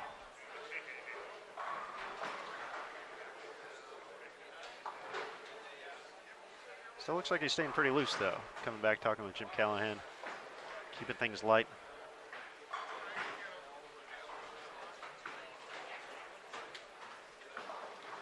That's part of the ball reps. You know, people think, hey, fix my ball, what ball should I use? Probably 75%, if I had to say, is working with the staffer on the mental game, keeping them loose, like you said, keeping them focused. knowing which player needs a little more of a kick and which one doesn't. And that's something I've talked to several guys about, that just kind of out of interest more than anything else. And they definitely say there's a different way for every player has their own. Similar to how people coach or get coached or take coaching the best.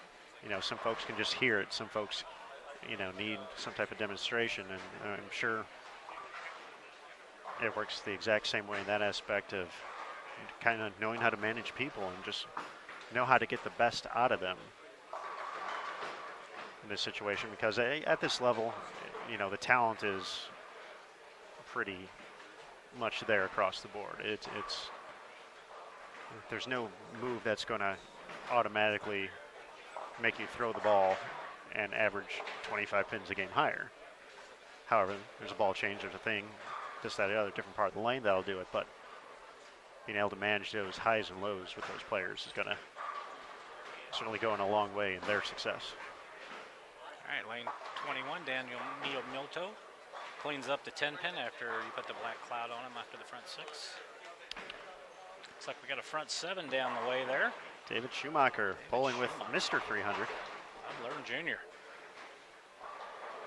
So Dave at -1, so a good way to remedy a case of -1 is to go front 7. I love that. Score's not added in yet. That's an easy one there. That is the best way to avoid bringing out the cell phone calculator. See, I wanted to know where I was at all times, so I kept throwing spares.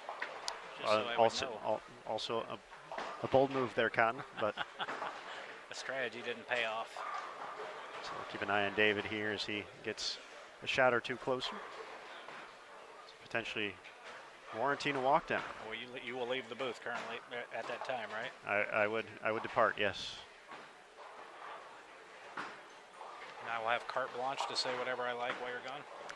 Yeah, about that. I didn't know you spoke French. Ah, It is French, right? Carte blanche. I'll just let you keep going. That way I can't be wrong or right in this situation. I will use every moment to talk up USBC.com, of course. And Matt Canizaro. Yeah, of course.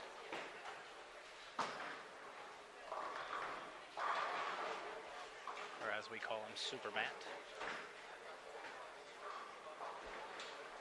If for you folks who follow Matt on Facebook, you recently have seen a great caricature. I can't say that word very well, but a cartoon figure of Matt that you presented him as Super Matt, essentially. And for those of you who don't know, Matt Canizaro is a huge Superman fan.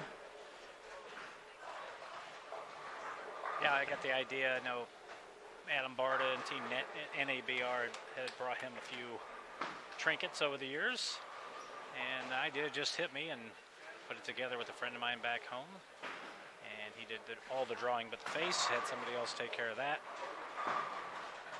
Setting you up for a joke on the face there, but I was doing my best to behave in this situation. He did a great job on it. I'm glad Matt liked it. You can check it out on Facebook. I believe Matt's made that his profile picture on the USBC / Matt Canizaro page. This is true. That's big time. It is. Although I feel he was way too muscular for that. I get a few comments on that part. Michael Owen catches the break for a double, trips the 2. John Burkett still looking for strike number 1, however. That was a good catch. I did not realize he was strikeless.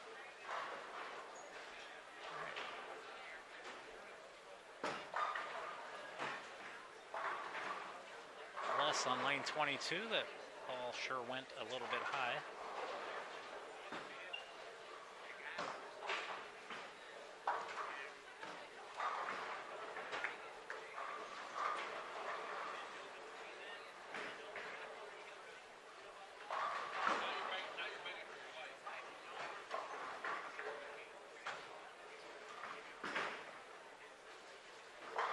know you're here this week. Where are you off to next?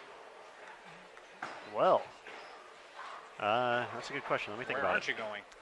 After I finish up the Senior Masters, I will be heading out to Fountain Valley, California for the PWBA Fountain Valley Open, and then from there, drive right back to Las Vegas for the U.S. Women's Open. At the conclusion of that, I'll fly back to Texas for a day or two before I head up to Wichita for the conclusion of the USBC Women's Championships. And then I get to go stay home for about probably a good week before Junior Gold starts in Detroit. So basically not much on your plate. no, nothing at all. This is the relaxing time.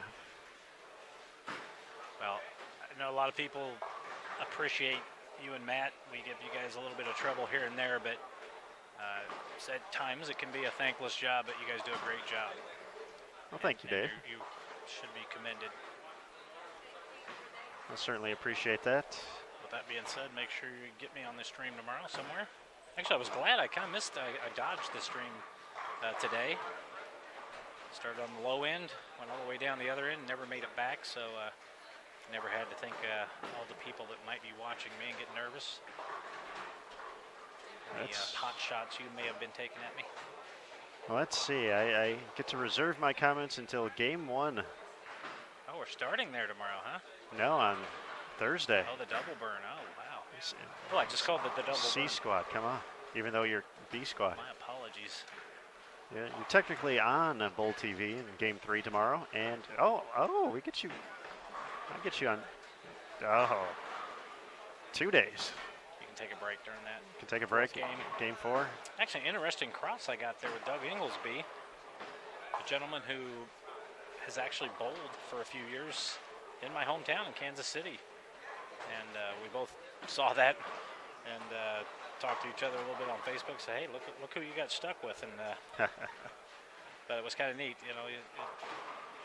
It's always neat if you draw a Pete Weber or whatever, but this is I thought it was a good draw, drawing somebody that I knew and who could direct me to the next pair of lanes more than anything. I think that definitely is cool.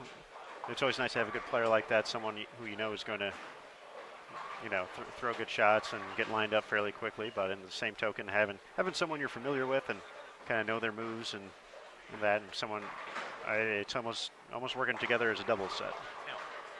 Yeah, we talk quite a bit, and it's just it's just comforting. You got a friend that he's going through some of the same ups and downs you are. But talk about this pairing though, Johnny Petraglia and Pete Weber. Who set that up? Random. Is it actually a Yeah. random draw? No kidding. So, talking about the stories those two could share. Oh my gosh. I've had Johnny Petraglia on the show a couple times, Carmen Salvino, and those are my favorite interviews. You just let those guys go. No questions needed. Maybe every once in a while, just to buffer off them a little bit, you slide in a quick question, but you just give them the floor. Michael Owen's going to finish with 174. For John Millard, 150. Wes Sherwint got to take care of that nickel. Everyone can put their hands down now. 225 max score, and Daniel Miyamoto. There's a chance to add another 90 onto that 830 up there, so he can get to 120 over with a 279 here. It's going to go past me. And fly by David Waswo in the Very standings. disappointing. Oh, I'm sure he feels bad about it. I imagine he won't be the only one who goes by me in Game 4 and Game 5. He flushes it. Now, for these guys who are catching this double burn, and do you feel there may have a tendency? I mean, these guys are not going to hit the fresh until day 3. Would you think there's a chance that they may end up starting a little bit farther left when they get to the fresh than perhaps what A Squad did today, or based off of what you're planning on doing tomorrow? Probably not, because of the practice session starting on the fresh. It's kind of like almost reverse, works in reverse as we see John leave another solid 10. Can do nothing but smile right now. Laughing it off right now at the, well, he had the one split. He's picked up every spare, though, so that's good. But going back to your point, I think the guys know how tight they are at the start. I don't think that'll affect them at all when they get to the fresh squad, so no, I do not. Miyamoto adds another strike. He's in the 270s now. Miyamotoing right by me. You've got a way to edit that out later, right? That joke? Yeah, sure. You do have a way, I'm sure. We just won't archive this whole thing because of that. Sorry, folks who check out the archives later. Now, how long does it take you to archive? Will you be up all night archiving today's events? This is one of the cool things about our new platform here on Bowl TV is it is, as long as we remember to do it, that's the biggest thing. But we have almost, like, for instance, when B Squad finished up and after I turned off all the channels, it's literally like 3 clicks and I had all of them archived already. So it's almost instantaneous. That's awesome. It's just myself or Emil or who's ever manning the booth has to remember to do it. And that's always the biggest challenge. So far today, I've been very good, though. I've been right on top of it. So you can check that out if you're a Bowl TV subscriber right away.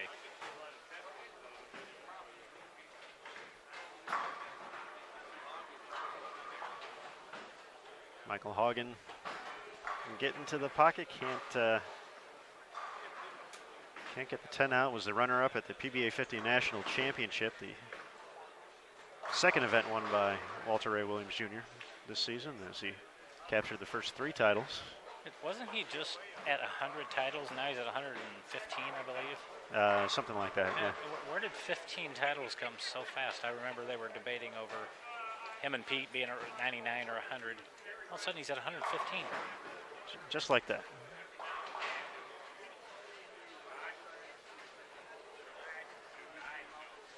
I think it has something to do with him being very good at the bowling. Being Walter Ray.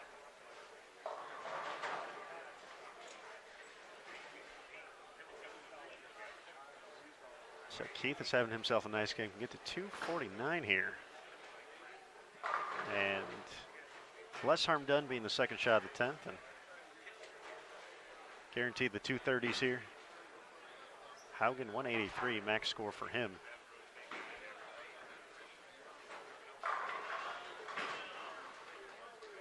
All right, I'm going to put you on the spot here. John Burkett in the 10th frame. Will he throw a strike? Yes.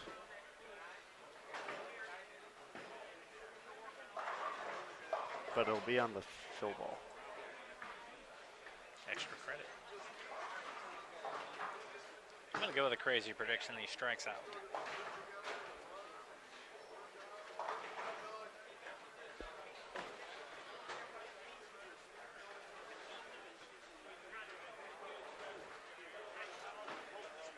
Starts him off with the fastball, then goes to the curveball, and then the changeup. Nice. From the full pitch selection. Imagine we could look up his repertoire on the internet. I know John was your typical fireballer back in the 90s/early 2000s. John was a very good pitcher.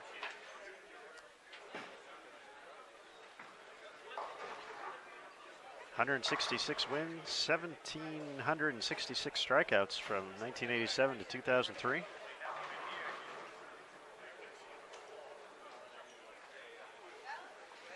at that picture. Beautiful. Oh, that's got to get up. Uh-oh. I believe both of our predictions, especially mine, dire straits. Yours could still happen with a conversion. As Norm Duke walks by underneath the cameras. I talked to Norm earlier today. A little bit about his finish last year. I'm sure that was one of the more exciting finishes you have seen. And I wasn't even here. But yes, that was crazy. That is something you would not expect, but that's bowling, I'd like to say. John is not going to get a strike here in the 10th frame. You and I 0 for 1 officially on predictions. That we are. That we are. 166 finish for John. Warren can get to 178. He's going to remain plus, but give some pins back to the field here. Finishing up 177 plus 46. Keith gets up to plus 128. A nice game in the 230s. And once again, we are left lonely to our own devices here on Bowl TV on the featured pair, Aaron Smith and David Waswo. Just one game left to go before the conclusion of today's competition. A squad and B squad in the books, C squad 1 game to go. So we'll be right back here on BowlTV.com.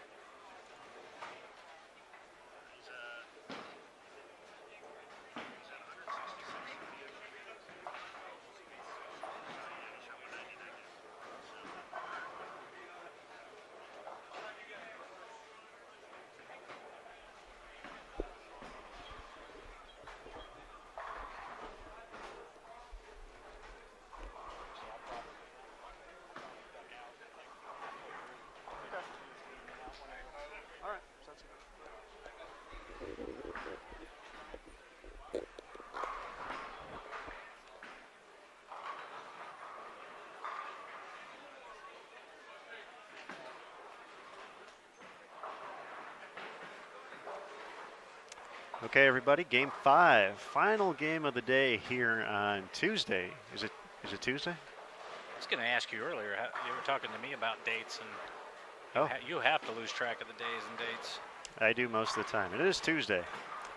I had a very bad string in the early of the part of the PWBA season because when I would go out to an event, I would write the stories. Emil would be here on Bowl TV, and so I'd have him look at the story afterwards. And for whatever reason, our tournaments are always on Friday and Saturday, and I kept writing that the tournament was like the first day of qualifying was always on Tuesday, and I kept writing that, and I have no idea why.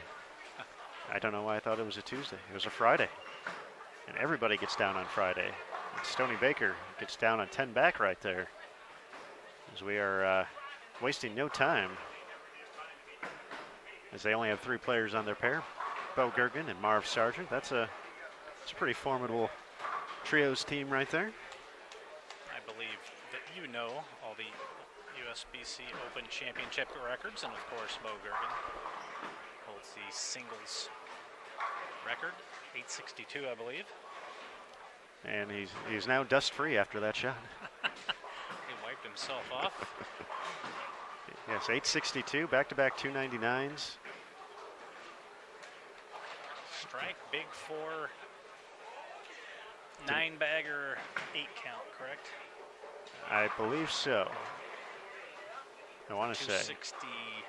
264. Yeah. The crazy thing about that day, though, which Matt Canzaro, if he was here, he would be happy to tell us about, was that very same day that Bo was bowling, there was a gentleman from the BBC who flew all the way to America to do part of. Basically, he had a TV series to where he basically learned different things from the great folks of who do it. So he would, if he was going to learn how to cook, he would go to great chefs.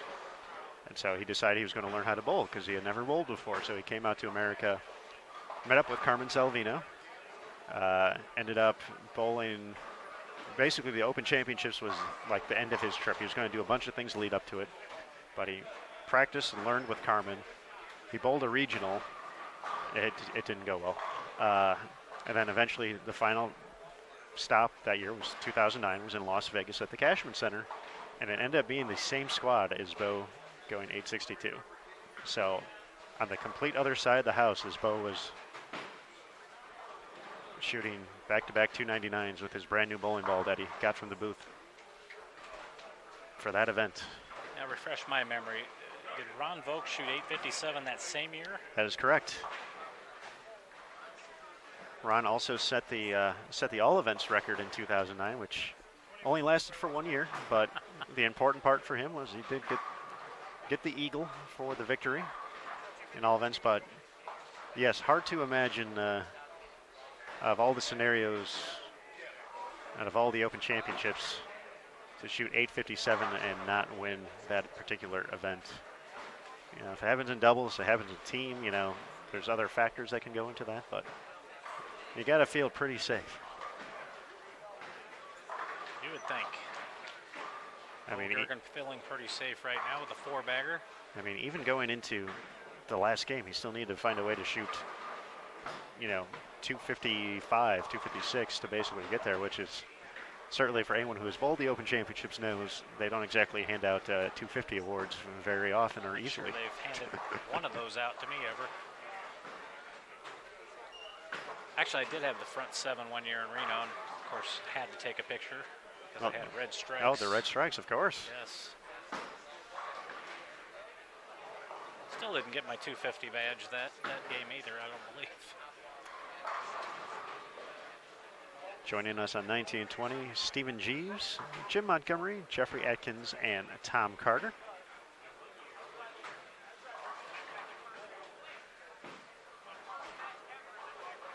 Marv Sargent rolled a 300 game at the 2015 Open Championships in El Paso.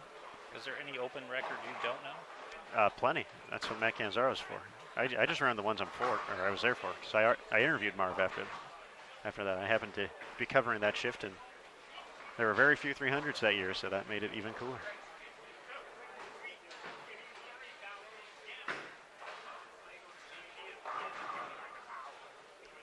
So as soon as we get some or get a score update, we will definitely let you guys know here on site. Once again, 5-game block. We have scores after 3 currently posted on site and online.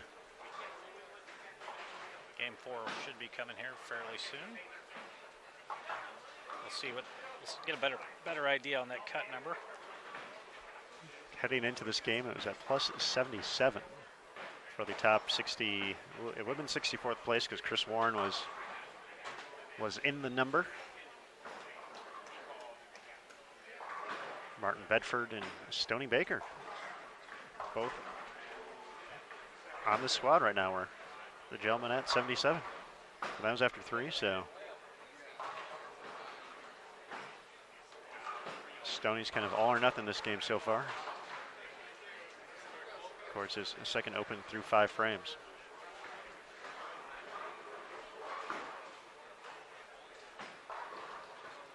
Now, Waz, you drove here for this trip, is that correct? That is correct. What's your favorite part of being able to kind of travel for an event like this where you're going to be out here for a few weeks?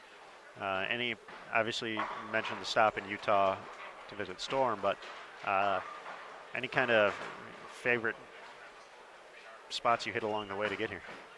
Well, it is a scenic drive. There's some great spots through Colorado, Utah, that you just don't get if you fly. I don't mind driving. I always drove when I bowled 30 years ago on tour, and I enjoyed it. I had time in between, not making shows, of course, so plenty of time for us Rabbit Squad guys. But I really do. I obviously nobody likes the time that's involved. The actual driving doesn't bother me, and to be perfectly honest, there's a lot of scenery that you see that you just don't see if you're flying everywhere. It's one of the things I've definitely missed out on this year was not going to the Open of the Women's Championships, because usually there is a drive involved every year. So I found a way to enjoy those quite well, and definitely don't mind them. I don't go as far anymore now that I'm getting older in my old age. What are you, 32 now? 34, I think. Oh, Gergen. We've seen him walk those out before when he gets going. But Bo also recently elected to the USBC Board of Directors, a position he'll take over on August 1st of this year. A little tidbit about Bo Gergen and the Gergen family. Actually bowled his high school bowling in the same bowling alley I bowled in high school. How about that? What are the odds of that? That is quite random. When I found him on Facebook, and he's in Michigan now, and I said, "Hey, did you ever bowl in South Sioux City, Nebraska?" And he said, "Yeah, that's where I grew up." And here we are, 35 years apart, and we're watching him go past me. I love his arm swing though. I'd like to have that arm swing.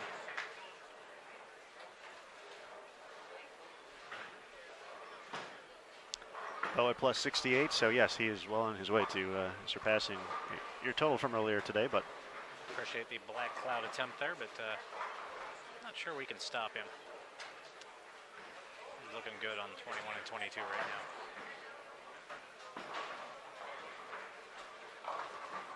now. oh. Good game. Oh, muscles. Man, he's showing off now. I like it. Do you have tickets to the gun show? Man.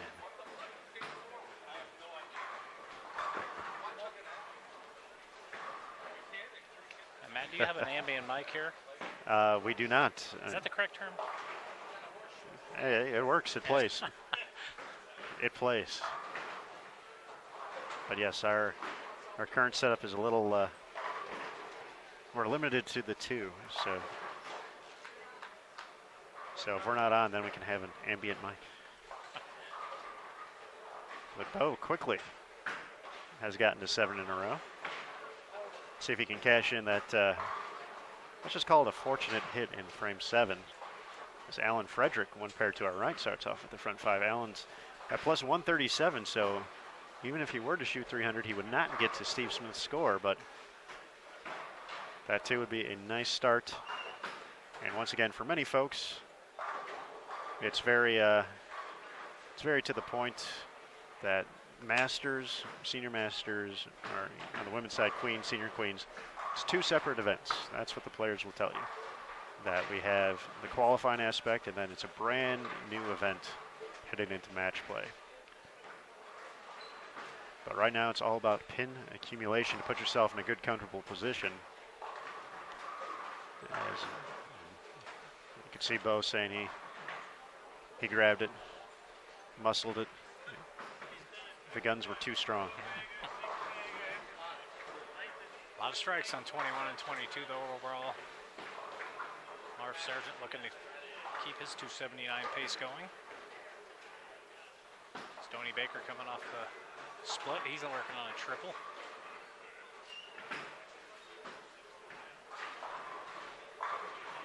Actually, Aaron Smith, I've got a question for you. Uh-oh.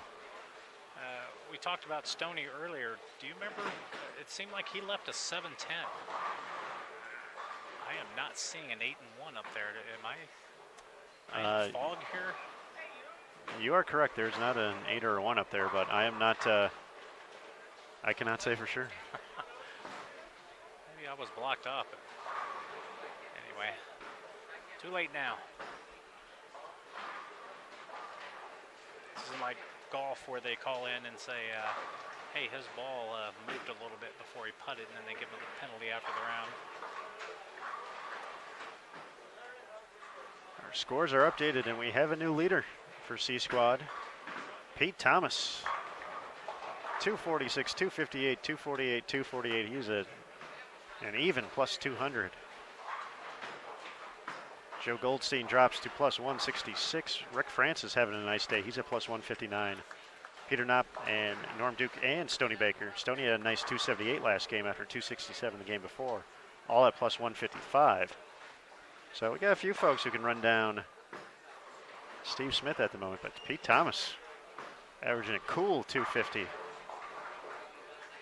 As you said, not much change in any of Pete's 4 scores. That's just Pete Thomas right there. 100% shot making for Pete. And once again, we had him on the featured pair a little bit earlier today. 258, and easily could have been 7 up in the 10th frame with the front 9, front 10. Well, I'd always heard of the legend of Pete Thomas down in Oklahoma and Texas, and the first time I saw him bowl, I thought, well, that can't be the guy they're talking about. He takes, I don't know, 10 or 11 steps. I think he changes it up depending on the shot and what he wants to do with it.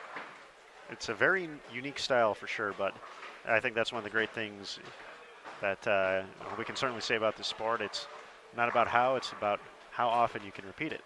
And Pete is the living epitome of being able to repeat what he does when he wants to do it. And although the revs aren't necessarily the high revs like we're used to seeing with the kids nowadays and a few other folks, it's the accuracy, it's the touch, it's the small little things that he can do to a bowling ball that will create the right look for him to be consistent over a variety of patterns. You wouldn't necessarily say, C squad, double burn. Being to Pete Thomas's A game because he's a lower rev guy, you figure he might struggle on this. However, obviously, Pete's just breaking through the wall here and throwing a ton of strikes. It's, as you said, it's Pete and repeat. And, of course, Pete on the record-setting team, Artistic Expressions, I believe they were called. That was correct. Dino Garcia, Jimmy McMartin, and Ted Pritz? Ted Pritz, yes, sir. Ted Pritz, and somebody I'm forgetting that I'll get an email here soon, of course. Anthony Lavery Spa. Of course. 37-20? 37-14, somewhere in that. It was 37-20. Probably one of my favorite trivia questions is how many teams have shot 3,600? I know. Raise your hand if you know, Aaron Smith. The answer is 0. They just said, we're going to skip over those pesky 3,600s. Boy, they did.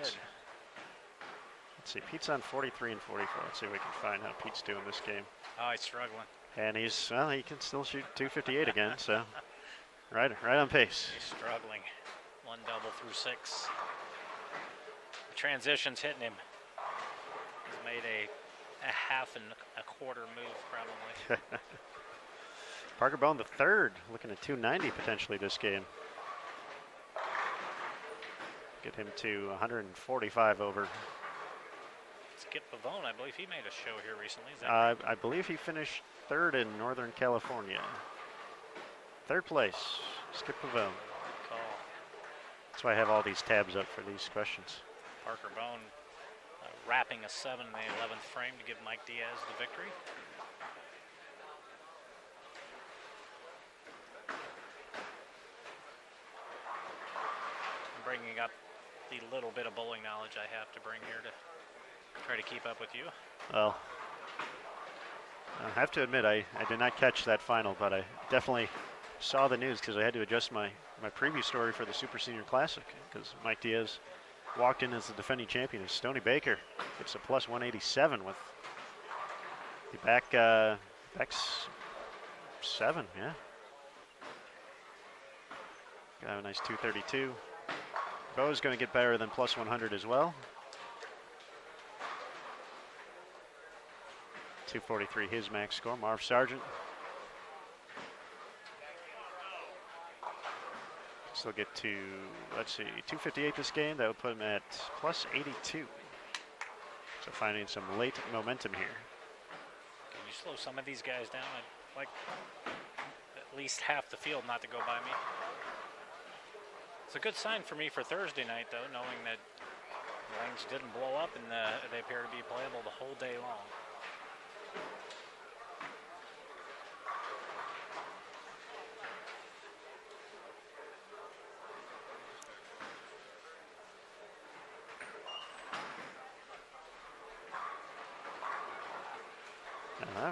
That rack seems like it's trying to sneak down there quickly, but Marv got that 9-pin out quicker than it could.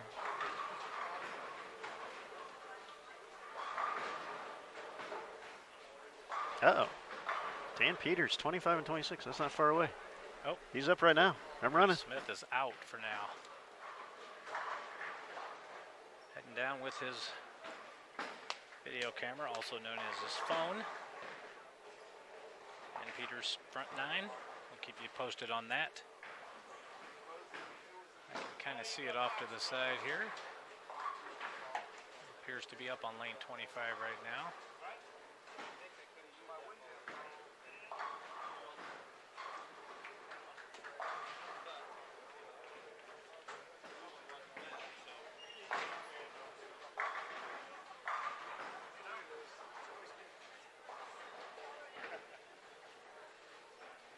Back comes Aaron Smith after, well, we'll just let Aaron describe what happened down there when he gets back on. Race down there to get that video. And what happened there, Aaron? He didn't throw a great shot. And did anybody down there give you any trouble? Yes, this nice young lady over here mentioned it, but she was laughing while she did, so that's the important part. I felt the love while it happened, so that's... If you could affect bowlers striking or not striking, then you probably wouldn't be behind the mic right now. This is true. Whole different line of work. Looks like he covered the spare. Where is he overall now? Looks like he's needing that just to get around even, correct?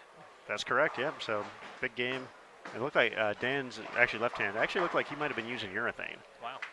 But the shot right off his hand, and you could tell right away it was going to be trouble. Ended up, let's see, that was a 2-4-8 through the nose. Now, Aaron, you've watched a lot of bowlers come through here today. Just from my view, I haven't seen a lot of lefties really whacking them today. Of course, Parker Bone doing what he's doing right now. Have you seen much else on the left side? I was going to say, I noticed we started today with actually a total of 4 left-handers across our 2 featured pairs. And the one thing that kind of caught me off guard and very quickly was how far right they got to start. So I don't want to say it was pushing people out of their comfort zones, but it very well could have. typically, even at the Super Senior Classic, we didn't see the lefties kind of get to that point. So I guess I was a little surprised by that, if anything. But John Burkett this game, 7 out of 8. Of course, when he was on our screen, not doing quite as well, but that's good to see. John's too good a player to not come through with a big game here, get himself a little bit back in the hunt. So 277 for Dan Peters, 1,019. So it's a good save there at the end of the day. Some momentum to take into tomorrow's block as well. Before we go off the air, I'll give one more shout out to another Bowl TV subscriber. My wife and my daughter, Gabrielle, watching at home. Awesome. Hello, guys. Thank you for allowing me to come out here and bowl. And, of course, sit in with the incomparable Aaron Smith. He's been behaving himself, too. I'll tell you that much. When he says gambling hall, that doesn't mean I've gone near it much. But Dave, certainly do appreciate you keeping me some company here. It's sometimes lonely, It's lonely at the top. a lonely headset. So It's a long day for you. I'm sure you were setting up long before the 8 o'clock start. I got down here about 6:10 this morning. So we have surpassed the 12-hour mark, but these days move quick, though. That's the nice part about the format in the first few days of this event is that although it is a lot of games, you're typically done at a decent time. It's going to be right around 7 o'clock local time, so plenty of time to put together tonight's recap story. And I see on your screen there one of our local lefties back home from St. Joe, Missouri, Scott Greiner. 10:63 with 1 frame to go. You can can add add 50, is that correct? 60. 60. So you can get to 123. Yet another guy to go past me. Parker Bone, what's he doing over there? Still has 290 out there. Doug Kent, 157 over on the day.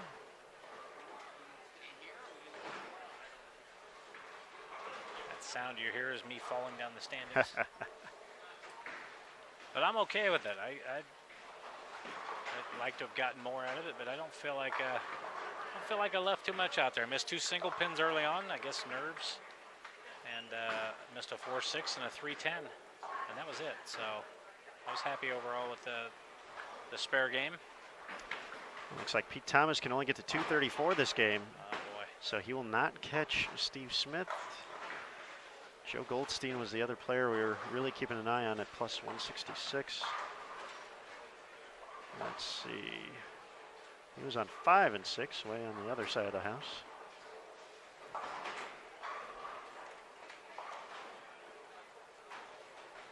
Joe is going to be in the 180s or 90s this game, so he's slowed down after his torrid start. Plus 155 for the day. Still an excellent start. Alan, where's Alan at? Alan Frederick, 1 pair to our right. He can add 50. He can get to plus 182. There's a left-hander striking for you.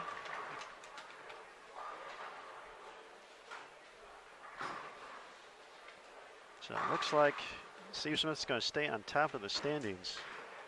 Rick Francis. We didn't check on Rick Francis. Let's check on Rick Francis. Or Peter Knopp or Norm Duke. Let's see, Rick Francis.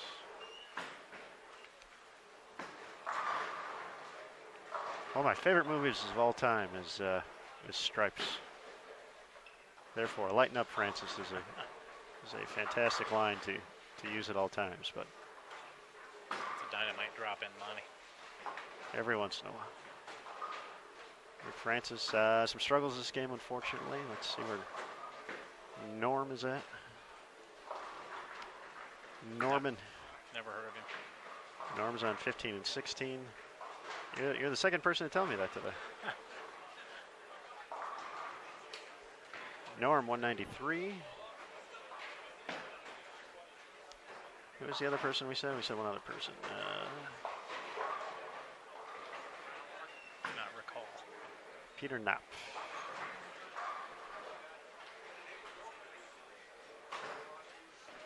$17 and 18. He's right by us. Okay.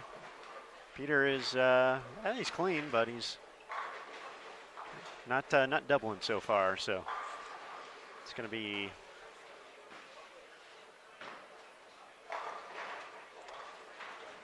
Steve Smith at the end of the day. 10th frame left to go here for our gentleman on 19 and 20, Mr. Waswo, as you prepare to call your evening in and wake up nice and early for the fresh. What can we expect by Game 4 when you arrive here? I can expect a lot of accolades, a lot of nice talk from you as I come through here. I don't know. I'm looking to kind of stay in the same frame of mind, I guess you would say.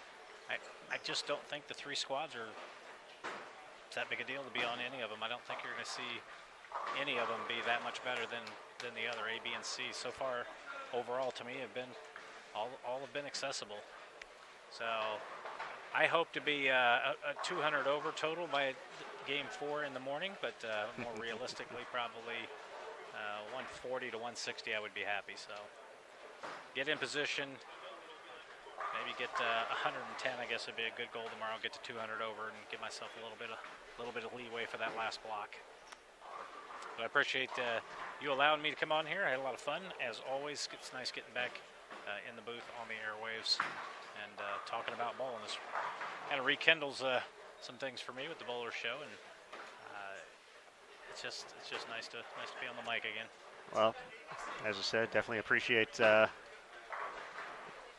you sharing your time with us today and your experiences, and of course everything just in general. We have a good time here, Mr. Waswo. So we don't get to see each other nearly as much as we should, but definitely enjoy these opportunities. So with that, I think as we throw our final few shots here, if you have any final parting thoughts. I will go ahead and step out and let you bring us home. But once again, I appreciate everything you and Matt do and everybody at USBC does for bowling. A lot of it not always appreciated, but just always know that there are a lot of people who do appreciate what you guys do for bowling. So with that, I will step out of the booth. Appreciate the time, and we will see you in a few hours. All right. Sounds great, Dave, and thank you again, sir.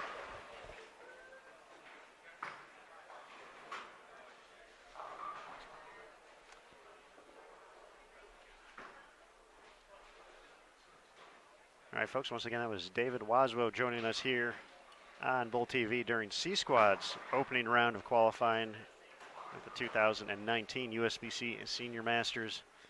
Dave competing on B Squad, so he'll be on the lanes bright and early, so he's going to rest up and prepare for his time on the fresh 40-foot condition, 31 mils and change as we wrap up tonight's competition.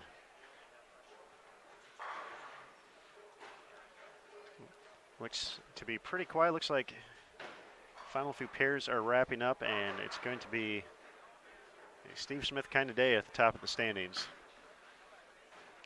A few folks kind of ran out of steam in the final games here.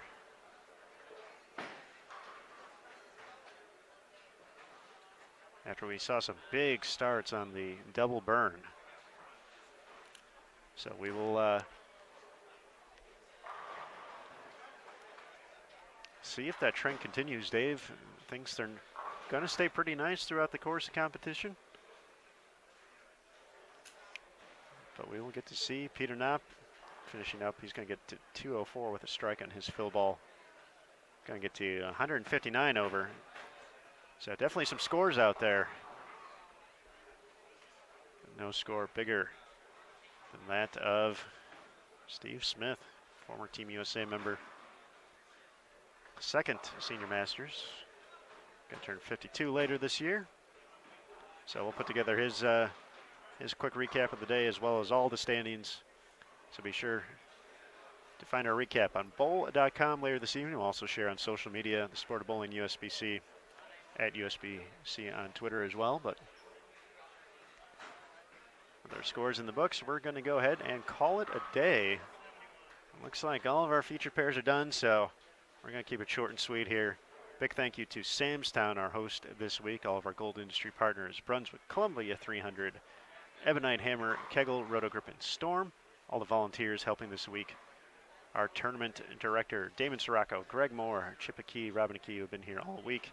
staff from the USBC Open Championships, which has been helping us throughout the course of the competition and will continue to do so. For David Waswell joining us in the booth today. For Brant Houghton, manning the ship all the way back in Arlington, Texas. My name is Aaron Smith, and we'll be back here for round 2. Who's going to lead off tomorrow? B Squad's going to lead off tomorrow on the Fresh, 11 a.m. Eastern, 8 a.m. local time here in Las Vegas. So thank you again for joining us here on Bowl TV and being a subscriber. We certainly do appreciate it. And remember, bowltv.com. Bowling lives here. Thank you again. Have a great evening, and we'll see you tomorrow.